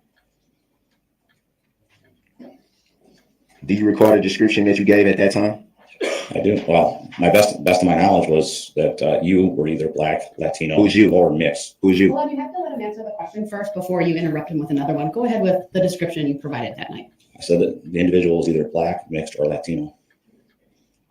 So it'd be fair to say you didn't know at the time? I was giving a general description. So it'd be fair to say that you weren't sure? I was positive that it was you. Who was you? You. I'm looking at you.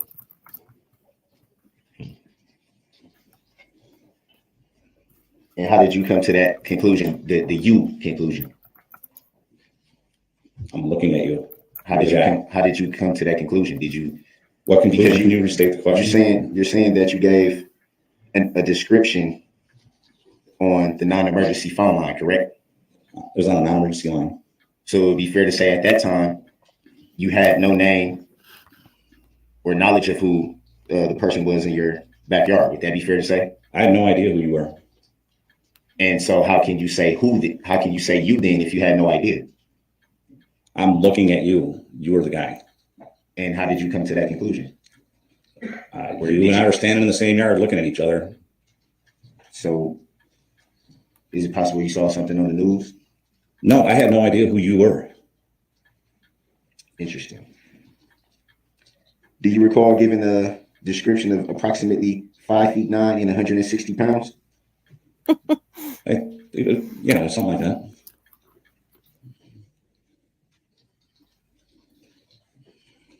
Something like that, or would that be accurate? I didn't have a tape measure out. It was just a guesstimate. Would it be fair to say that since you keep identifying me as you, would it be fair to say that I'm not 5'9" nor 160 pounds? You have your shoes on or off right now? Would it be fair to say that I'm not 5'9" and 160 pounds? If you take your shoes off and step out of them, they can have a better. I'm not going to do that, but if you're able to answer the question, do you agree? I'd have to be standing next to him. That's what I made my judgment from. We were about 2 feet from each other. Does it look like I'm 5'9"? I don't know. We were a lot closer. Does it look like I'm 160 pounds? Objection. Grounds. Irrelevant as to his appearance today, just like his hair isn't in dreadlocks today. Objection. Question. Grounds for the sustain. Yeah, I like that. Oh, how do you know it was me? So let's see. Let's see. There was one. Let's see. Let's get a look at some of his unruly behavior here. So,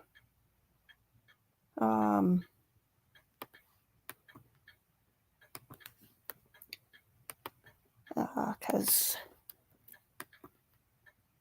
he's a piece of work. Garmin smartwatches have up to 11.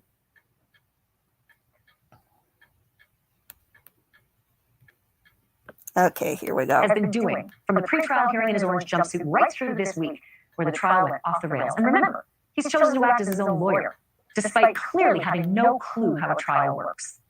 Mr. Brooks, look at me for a minute. Mr. Brooks.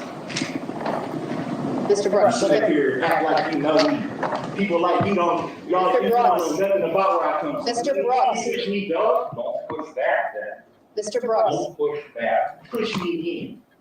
You want Mr. me? Brooks, we have to continue with this hearing. I'm not worried about, man, don't put your hand on me, dude. Nobody put their hands on you. Yeah, they better not put their hand on me. Okay, Mr. Brooks, you need to look at me for a minute, okay? Why? To listen to all this political stuff y'all got going on? Mr. Brooks, I'm more concerned about. We've got three All right, we're gonna take a bailiffs break. We're gonna come back after lunch. I'm not looming gonna do over this him. with him right now. He needs to be here. He's not cooperating. I'm gonna give you the warning, Mr. I will give you the warning that if you continue to interrupt when we go back on the record, you will forfeit your right to be in the courtroom today. I can't have these interruptions. I want you here. It's been a long day and a half. Put your hands off me. We'll come back at 12:30. I owe you, Your Honor, in court an apology, and I want to stand up as a man and tell the whole court and you, Your Honor, that I apologize to the bailiffs, that I apologize for my actions. I'm going to try my best to, whatever happens, to conduct myself with respect and with respect to the court. I'm moving on because you're not providing me with any legal basis I didn't even for finish. me to. You told me that I can make the record. I'm intending to make the record. Sir, as it relates to the video and my decision to admit it, I just said that you didn't even let me finish. You're not letting me You finish. didn't let me finish either, Your Honor. Because you're not providing me But how do you providing commentary. You're not providing me with anything from a legal basis for which I would consider changing my mind. So the state's withdrawn their request to play the audio. Then why play the video at all then? I've already made a ruling on that. You're questioning the ruling. You're not asking me to reconsider it based on any legal basis. There should be a legal reconsideration of it. Then you need to provide me with the legal basis for that, sir. So I'm supposed to just come off that with off the top of my head? Yes. That's ridiculous. You're representing yourself. It's not ridiculous. It is ridiculous. So I was supposed to already come in here this morning and say, oh, a video is going to be shown off the fly at the drop of a hat. Let me try to find some legal thing to combat. How am I supposed to do it? The bottom line is you open the door to playing of that video. We're not talking about And the video was previously provided to you during We're not discovery. talking There's about the doors. We're absolutely talking about no, being fair. there's absolutely If no I prejudice to you in with all terms due of respect, surprise. with all due respect, if I hadn't done that, I am going to move on. if I hadn't done that, it would have been a big I'm thing. advising you. Are you asking me? I'm advising you, sir. Oh, okay. I'm advising you to sit down and be quiet. The court is well aware. You said social media. nothing that- Well, sir, stop interrupting. We have to make a record of it. You've interrupted multiple times. I've been abundantly patient with you. Again, another interruption. So you need to be quiet and let the state make a record. Stop gesturing at me. Stop rolling your eyes at me. Stop I'm looking mumbling. right at you. I'm not rolling my eyes. No, you have throughout. I've seen it and I've made note I'm of looking it. at you. Okay, so are you asking me to be quiet or are you telling me to be quiet? Go ahead, Attorney Opper. Thank you, Your Honor. And just to indicate, Your Honor, this court has been abundantly patient with Mr. Brooks. He challenges the court's authority repeatedly. This court absolutely has the ability to tell him, sit down and be quiet. And you haven't done that. And I know why you haven't done that, Your Honor, and we appreciate that. He is not in control of this courtroom. You are. And he needs to respect that. I'm going to ask this question one more time. It calls for a yes or I don't no. like your tone and the way you're talking to me. I don't. Mr. I don't Brooks. appreciate it. Sit down. I don't care if you don't like my tone. You've been pushing my buttons all day throughout this entire trial, and I have shown the utmost of respect No, for you you, haven't. and I don't Absolutely appreciate not. you impugning the integrity of this court. If that's I what you want to don't. call it, that's fine, but it's not Stop accurate. talking. What you mean, stop talking? Okay, let's see. It means shut up. In case you are wondering, and I know you are, why the judge hasn't just thrown him out of the courtroom altogether, it is not as easy as it seems. That man is representing himself. What an idiot. But throwing a defendant out of the court means throwing the lawyer out too, and then that brings the proceedings to a halt. And then Mr. Brooks could come back later on and whine and complain and appeal whatever verdict comes down. He could suggest he wasn't given a fair trial. So basically what you just witnessed was an extraordinarily patient judge trying to preserve the record. Every single moment of his horrendous and disrespectful behavior. So that when the verdict comes down, which I'm going to go out on a limb here and say is going to be multiple guilty verdicts, Mr. Brooks is probably going to have no excuses left. But I will definitely keep you posted on this one because I'm his man. Yeah, there's I think it was 76 charges in total. So let's see, what other clips do I have? Oh, then we've got the after he's called the ex to the stand. We've got this interchange here. Decision, you that can, I accepted for value in return for and value. that's how I'm going to answer that. So it was let's not verified proof. We still aren't. Sir, there is no requirement in the law that the state or the court establish that. So Actually, your there objection is. noted. Actually, there is, Your Honor. Subject matter jurisdiction has Sir, to please. be proven for the record. Has to be proven. Has to be proven. You know that just as well as Mr. Brooks, you know that. please do not make statements that mischaracterize the law You know it has to be proven or that for the impugn the record. integrity of this You court know it has to be and proven the on the proceedings record. here. You know The it jury has to is be proven. advised to disregard the statements that Mr. Brooks is making regarding subject matter jurisdiction. They are not evidence, and you are to disregard them. They're not presented as evidence. Just has yet to be proven for the record. The jury will disregard the incorrect statements of the law that Mr. Brooks is stating. Where's lawful law that is incorrect? Mr. Brooks, please. I am going to read one instruction. Thank you, everyone. Please be seated. The defendant will now make an opening statement.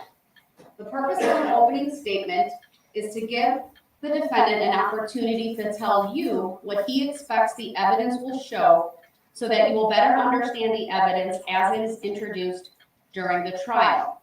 I must caution you, however, that the opening statements are not evidence. With that, go ahead, sir.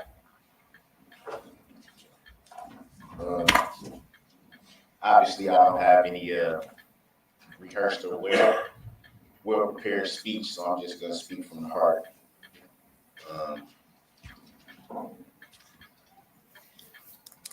I would just like to first say that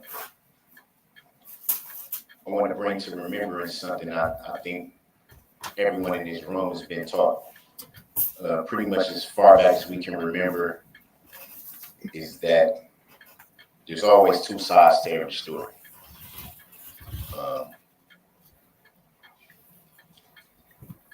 And for so long now, roughly a year. Oh, this is the opening statement again. Only truly been one side told.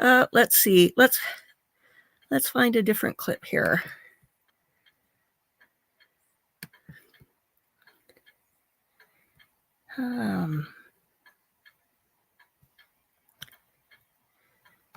Let's see.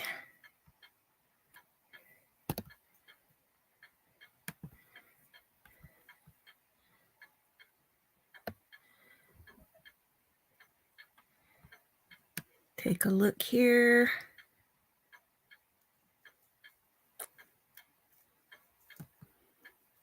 Let's go for this one.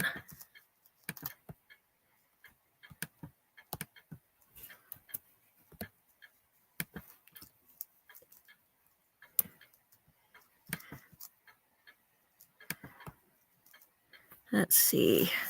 Or they stop themselves. Now, I wanted to play this tonight because tomorrow it's expected that Darrell Brooks will be on the stand, and he will be, or he may be on the stand. We don't know for sure if he will, but he's such a narcissist. I can't believe that he wouldn't take the opportunity to get up there and to talk unfettered as long as he can get away with it. And so this will be on I think Fox 9 Minneapolis, and there's one other station, and I don't know if he's going to do any antics like if you've ever heard of the what is his name, the dating game killer.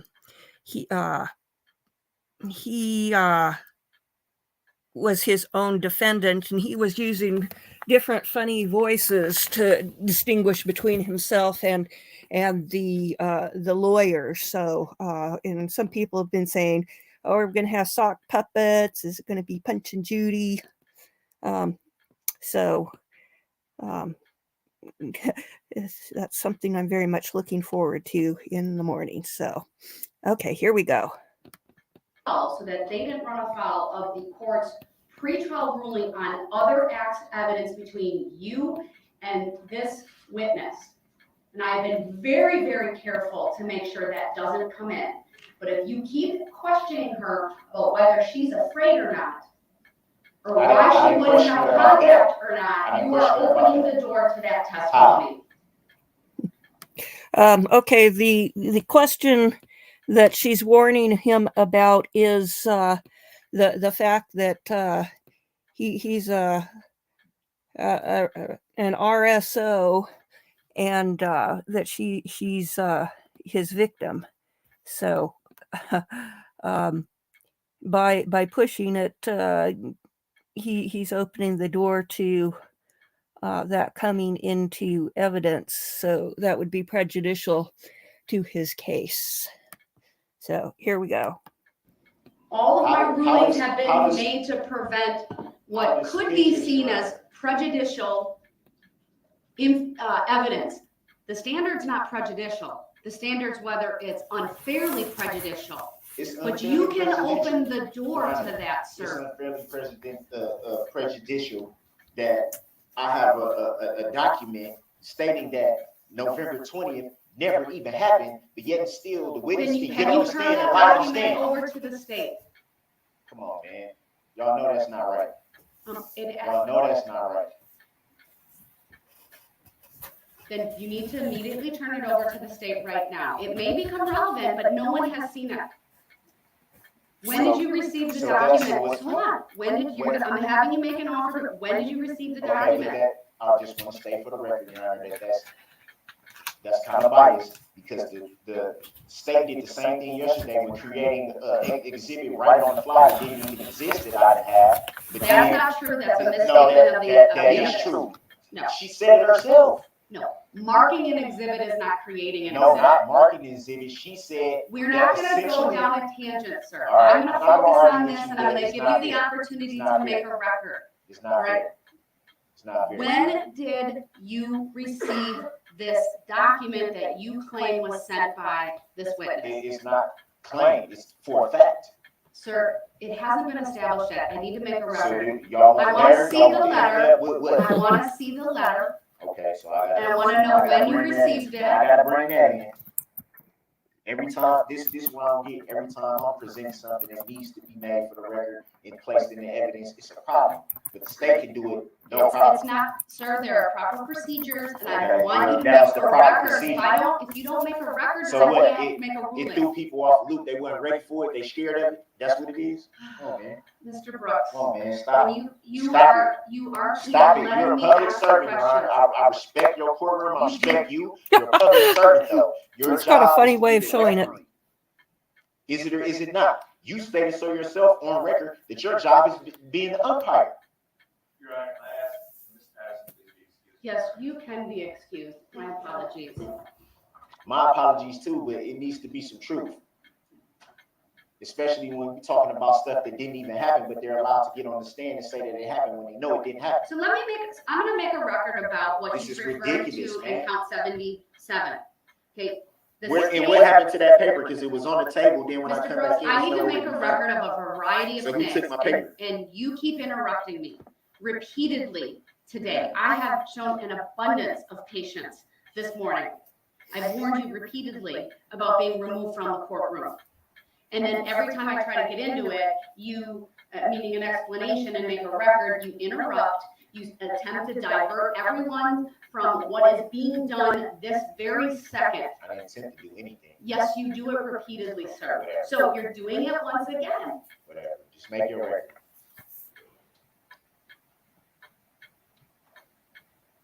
The document that Mr. Brooks wanted to show Detective Guth and this witness was a letter sent from the state of Wisconsin to the court regarding count 77. The state sought to dismiss that count, and they have prosecutorial discretion, and I granted the request that the charge be dismissed. Why was the charge dismissed? And that's, I can't answer. It was dismissed because the request was made, sir. They don't need a reason. There's an abundance of case law about prosecutorial discretion. And they chose not to pursue that. The charge that she's referring to was the assault on the ex-girlfriend. Since there wasn't any bruises or anything on her, they decided to simplify matters and to drop that particular count. So, guess is maybe to simplify things and to keep this tidy. I don't know. You know what? I'll indulge you. Attorney Upper, would you like to provide a basis for why the state sought dismissal of that charge prior to the start of this trial? Yes, Your Honor, because as Ms. Patterson just testified a short while ago, she did not have any visible marks or injuries from that event. And we did have the photographs of her injuries. We did not want to confuse the record as to whether or not there was a battery that occurred on November 20th. Your Honor, I object to that. What does the letter read? You have the letter. You showed it to me, I sir. tried, yeah, and I've been trying to find it ever since I came back in here, and now all of a sudden I can't. And now you're impugning, though, like somehow you're impugning the integrity of this court, of bailiffs of this state. You're accusing, frankly, everyone of moving your paper. Did I point the finger at anyone? Did I say anyone did anything? Not directly, but indirectly you did. So how can you make the assumption that I'm saying? Can I please make the record without Yes, interrupting? yes, you may. Yes, you may. I apologize. I appreciate that. Thank you. But you made repeated comments, sir, about I can't find my documents, I don't know what happened, things of that nature. When you came back out, you took multiple minutes before you even asked your first question of Ms. Patterson. And if I need to, I'll have a bailiff put on the record that no one touched your table. Your Honor, did I say anyone touched my table? I didn't You say implied it, sir. But did I say that? I never You stated it implicitly. I never asked the bailiffs, hey, did anyone of you touch my table? I never said that to them. I just said, I can't find my paper, which is the truth. And the way that you said it, like, I didn't point anyone out, though. And like, well, that's kind of interesting. I don't have a document that was just on my table. That is what you said. That's what I said, but I did not point the finger at anyone. So I you can see have if the I letter. came in, Your Honor, with You've all been respect, given. I can see if I came in and said, hey, one of you moved something off my table, or if I would have directed that towards the state, or if I directed that towards the clerks or something like that, then that would be more of a validity to what you're saying. I need to continue with the record, sir. It's very apparent to me, sir, that every time, I can't say every time because that would be an absolute, but many times throughout this trial, and especially the last 2 days, when the court makes a ruling that you disagree with, or I want to make a record about some behavior of yours, or a further record about a ruling that you that was not in your favor, that you start peppering me with questions or comments statements, you question me about the law, you ask, is it verified law? It is, from my perspective, a clear attempt to kind of turn us in a direction away from what we're doing, perhaps even to stall and to delay. I'm sorry. That's my perspective. That I'm making a rule. You're doing it again. I mean, because it has no validity. So, I am trying to make a record outside the presence of the jury about a line of questioning you want to ask Ms. Patterson. Now, I've reviewed repeatedly up on the bench 90608 and 90616, which are two of the primary ways you can attack credibility. I've referenced one of those previously. 90608 is evidence of character and conduct of a witness. I'm not going to read through it all, but it's limited to character for truthfulness or untruthfulness. It's not specific instances of conduct. It's character evidence, which frankly wouldn't even come from the witness who's testifying. All right, then there's the statute on bias, 90616. All right, and none of the questions as I heard them went to a permissible topic under bias of witnesses. You generally said credibility. You did not give me any further explanation as to why you believed it was relevant to credibility. Now we have you claiming that there's some document that was sent by the witness after the charges were filed that apparently contained photographs. I think, and you can clarify the record momentarily when I'm done, that you believe goes to the credibility of this witness. So I need to ask a few questions about that, sir, to determine whether it has relevance to those issues. Number one, when did you receive this letter? I received this multiple letters actually over a period of time. It wasn't. I refer to this one because this one had pictures. But and why do you believe it was from Ms. Patterson? To answer your question with clarity. Thank you. Does it have a date on it? The letter? No, I didn't bring the letter. I brought the pictures because I thought, from my interpretation, I thought showing the pictures would be okay. How did I get these? So my mind was saying, show the pictures. They ain't come out of thin air. The witness knows that they sent me the pictures. They know that.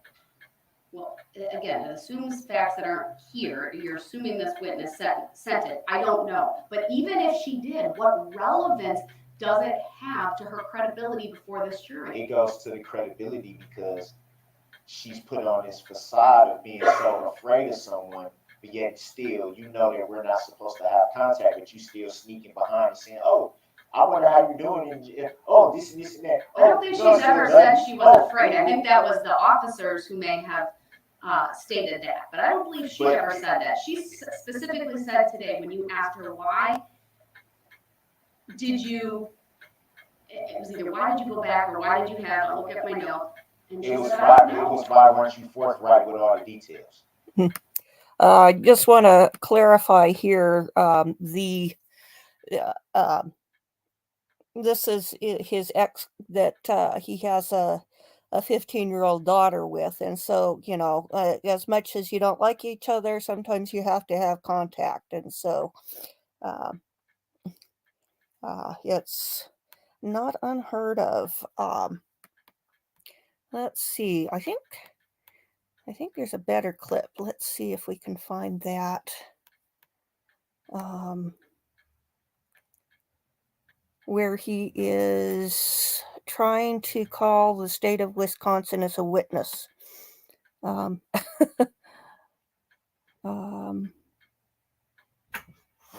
Let's see. Oh, we've got kitties. Let's see.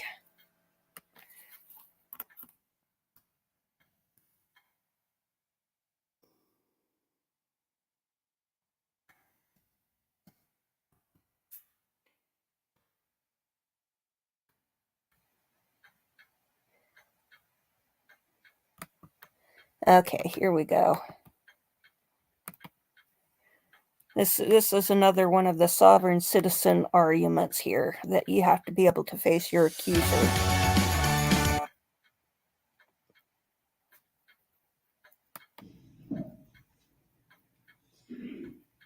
Mr. Brooks, I'm reviewing this for completeness, and you have simply put on here state of Wisconsin plaintiff. That's an entity. You have to name a person, sir. Well, the date we would fill in. So I'll have it shown to the state, and they can let me know their position on that. Any legal basis why that will not be accepted, Your Honor? You have to have a person named, sir, so that they can come and testify. You only have an entity named. Is it not true that under the Sixth Amendment I have the right to face my accuser? Mr. Brooks, let me hear from the state. Yes, Your Honor, I agree with the court's assessment. The subpoena does not state a person. The subpoena form specifically indicates that the person requesting the subpoena is to indicate the witness's name and address. Mr. Brooks has simply written the words State of Wisconsin plaintiff for the witness name. State of Wisconsin is an entity, it's not a person. The state of Wisconsin cannot testify at these proceedings, so the subpoena should be rejected, Your Honor. Yeah, Your Honor, on the grounds that every document that was filed in this matter stated that the state of Wisconsin was the plaintiff, which would lead me to believe that the state of Wisconsin is who's bringing the claim against my client. How could they not be subpoenaed to testify if they're the plaintiff? And under the Sixth Amendment, I have the right to face my accuser. My accuser in this matter is the plaintiff, which is the state of Wisconsin. Attorney Opper also brought up that it didn't have an address on there. None of my subpoenas had addresses, as we went on the record, and that was stated that a lot of the paperwork that I have don't have a lot of the people's addresses on there. Those subpoenas were accepted, so I don't see the difference with this subpoena not being accepted for the reasons that Attorney Opper just stated. Mr. Brooks, in relation to that subpoena, based upon my review for completeness, this court would note you have not named a person, you've named an entity, and the subpoena will be kept on file as part of the court record, but I'm not going to require the state of Wisconsin to testify in this case because they are an entity and you have not named a person. Are they not? Or are they not the plaintiff, Your Honor? They are the plaintiff in this case, sir. And why are they not able to testify, being that Sir, they... you've not named, you've named an entity, not a person. People are called to the witness stand to testify. You have had an opportunity to cross-examine every single person who has been called by the state to testify in this trial. I believe that your Sixth Amendment rights have been complied with. Not if I'm not allowed to face my accuser, Your Honor. My accuser in this matter would be the state of Wisconsin. And with all due Sir, I believe your respect, Sixth Amendment rights in that regard have been complied with. I'm requesting a written judicial fact, finding of fact, and conclusion of law on this issue for the grounds that I just stated. It was seen, based on the Sixth Amendment, that I'm not being awarded the chance to face my accuser, which I should be awarded that based on the Sixth Amendment. If I'm not able to face my accuser, then how can the claim even stand? How? Yeah, he's trying to sabotage the case on the theory that the state of Wisconsin doesn't have the authority to be trying him. He can't cross-examine them, but the district attorney and the prosecutors are acting on behalf of the state, so he's facing them. And according to this kind of theory, facing your accuser, well, if you've got a child who is abused, a baby, child abuse, the baby can't testify because the baby's not old enough to talk. So therefore, you should be able to get off because, this person is not able to talk and be cross-examined. So it's not quite how it works. And murder victims, they don't have a voice. The state is the voice for the victim. So how can a claim be brought against my client if I'm not able to face the accuser? So this case is a criminal case in a court of competent jurisdiction in the state of Wisconsin, Waukesha County. This case was initiated initially by the filing of a criminal complaint. Then there was a preliminary hearing where probable cause was found. After that point, there was an information that was filed. And at some point, an amended complaint, perhaps even a second amended complaint, was filed as well, putting you on notice of the charges and the factual basis for those charges, along with the statutes that are alleged to have been violated. I'm not going to explain any further why you can't call the state of Wisconsin in the way that you've subpoenaed them or attempted to subpoena them for the reasons I've already stated. I understand where you might disagree with the court's ruling, but my ruling stands, and I'm not requiring the plaintiff in this case to serve that subpoena in any way for the defects I've already noted. May I state for the record? I'm also not going to issue a written decision on that. The record speaks for itself.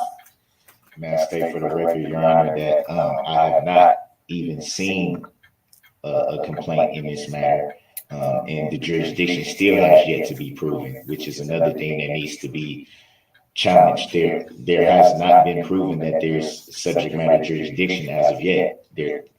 There's no verified proof of it. There's no verified proof of even a claim, especially if I'm not allowed to face my accuser.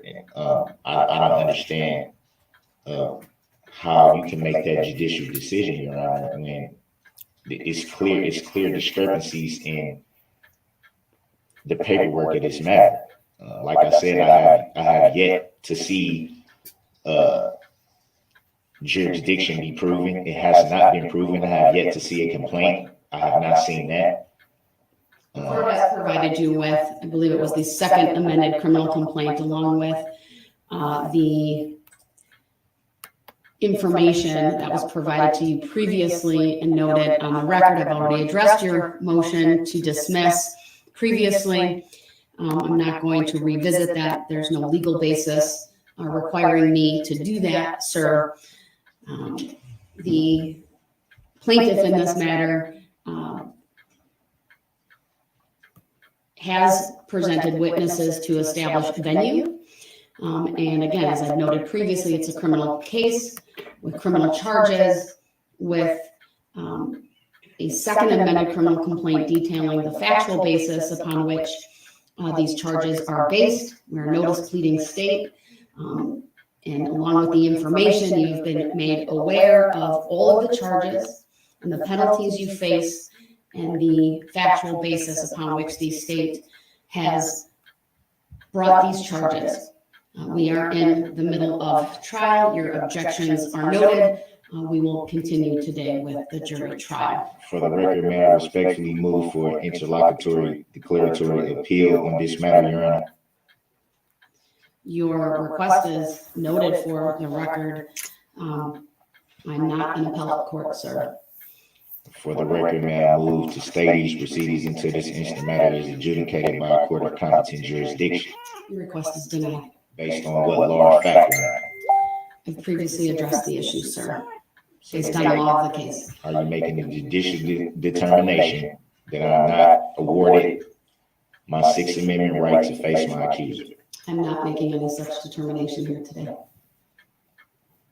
All right. What law or I'm fact? going to turn to the district attorney's office. Do you have a witness available? Yes, we're ready to proceed, Your Honor. All right, our jurors here. All right, the jurors will be brought out, sir. Your Honor, with all due respect for the record, you're avoiding my questions. Mr. Brooks, I've addressed the issues that need to be addressed this morning. I've also addressed the same issues probably every day we've been in court. I know you may be dissatisfied with the response that I'm providing to you, but my responses stand. It's not a dissatisfaction, Your Honor. It's a lack of understanding, which I don't have. I don't even understand the true nature and cause of the charges. And Mr. Brooks, you've been made aware of them multiple times. I do not understand it, is what I'm saying. Encourage you once again, if you don't understand anything, to seek the advice of an attorney. I cannot give you legal advice. I'm not asking for that, Your Honor. I'm merely asking why are my constitutional rights being prejudiced? It states under the Sixth Amendment that I have the Sir, I right. already addressed this. Okay. We're not going to have any further argument on this topic. All right. Your Sixth Amendment rights are being honored no differently than any other defendant that has appeared in my court. Have any other defendant not been awarded the opportunity to face their accuser? You are facing your accuser, sir. Every single witness who's been on this stand, you have cross-examined. None of those witnesses are making a claim. None of those witnesses are the plaintiff. None of those witnesses are identified as the injured party. An injured party has to make the claim, Your Honor. A Sir, it's living. my opinion that your belief as it relates to that is mistaken. It's not a lawful argument, and it's frivolous. I direct your attention once again to the Beneby decision. Is that not a federal case, a United States? You're asking me for legal advice. I'm not going to provide that to I'm you, not. sir. I'm just asking what kind of case it was. Was it federal Supreme Yes, it's a Court Seventh case? Circuit Court of Appeals case. We're in the Seventh Circuit, sir. But you just stated that you're not a court of appeals. But you're citing the Court of No, the Appeals Court of case. Appeals case law applies to this court, sir. I'm bound by legal precedent from the various courts that are above me. And you're still not explaining how I'm not able to face my accuser, which is my Sixth Amendment constitutional right. Sir, I'm not going to explain the law to you. I've made my decision. It stands. I'm not arguing that part of it, Your Honor. I'm just merely stating for the record. Yeah. Okay, thank you. I'm merely stating. To quote the Zini in The Princess Bride, you keep using that word. I don't think that it means what you think it means. So,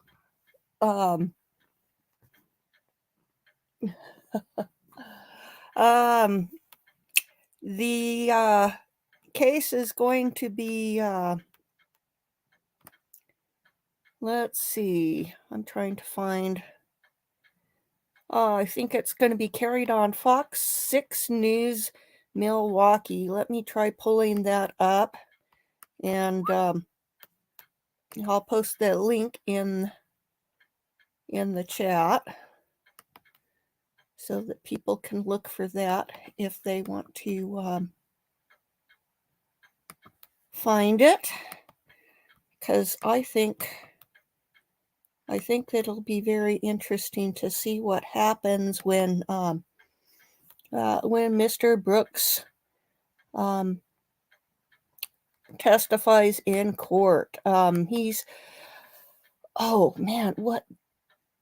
had a big thing. He was wanting to talk to the judge before something happened, and then after all of it, it turns out that all he wanted was to subpoena his mother to appear in court. It was like we had something like a 20-minute discussion on that. And I think this case would have been so short if it weren't for with Mr. Brooks, the defendant, because he just wastes so much of the court's time, and the jury has got to be hating him. So it's a foregone conclusion that he's going to be found guilty. So I will bid you all good night, and thank you very much. We'll catch you later. Bye-bye.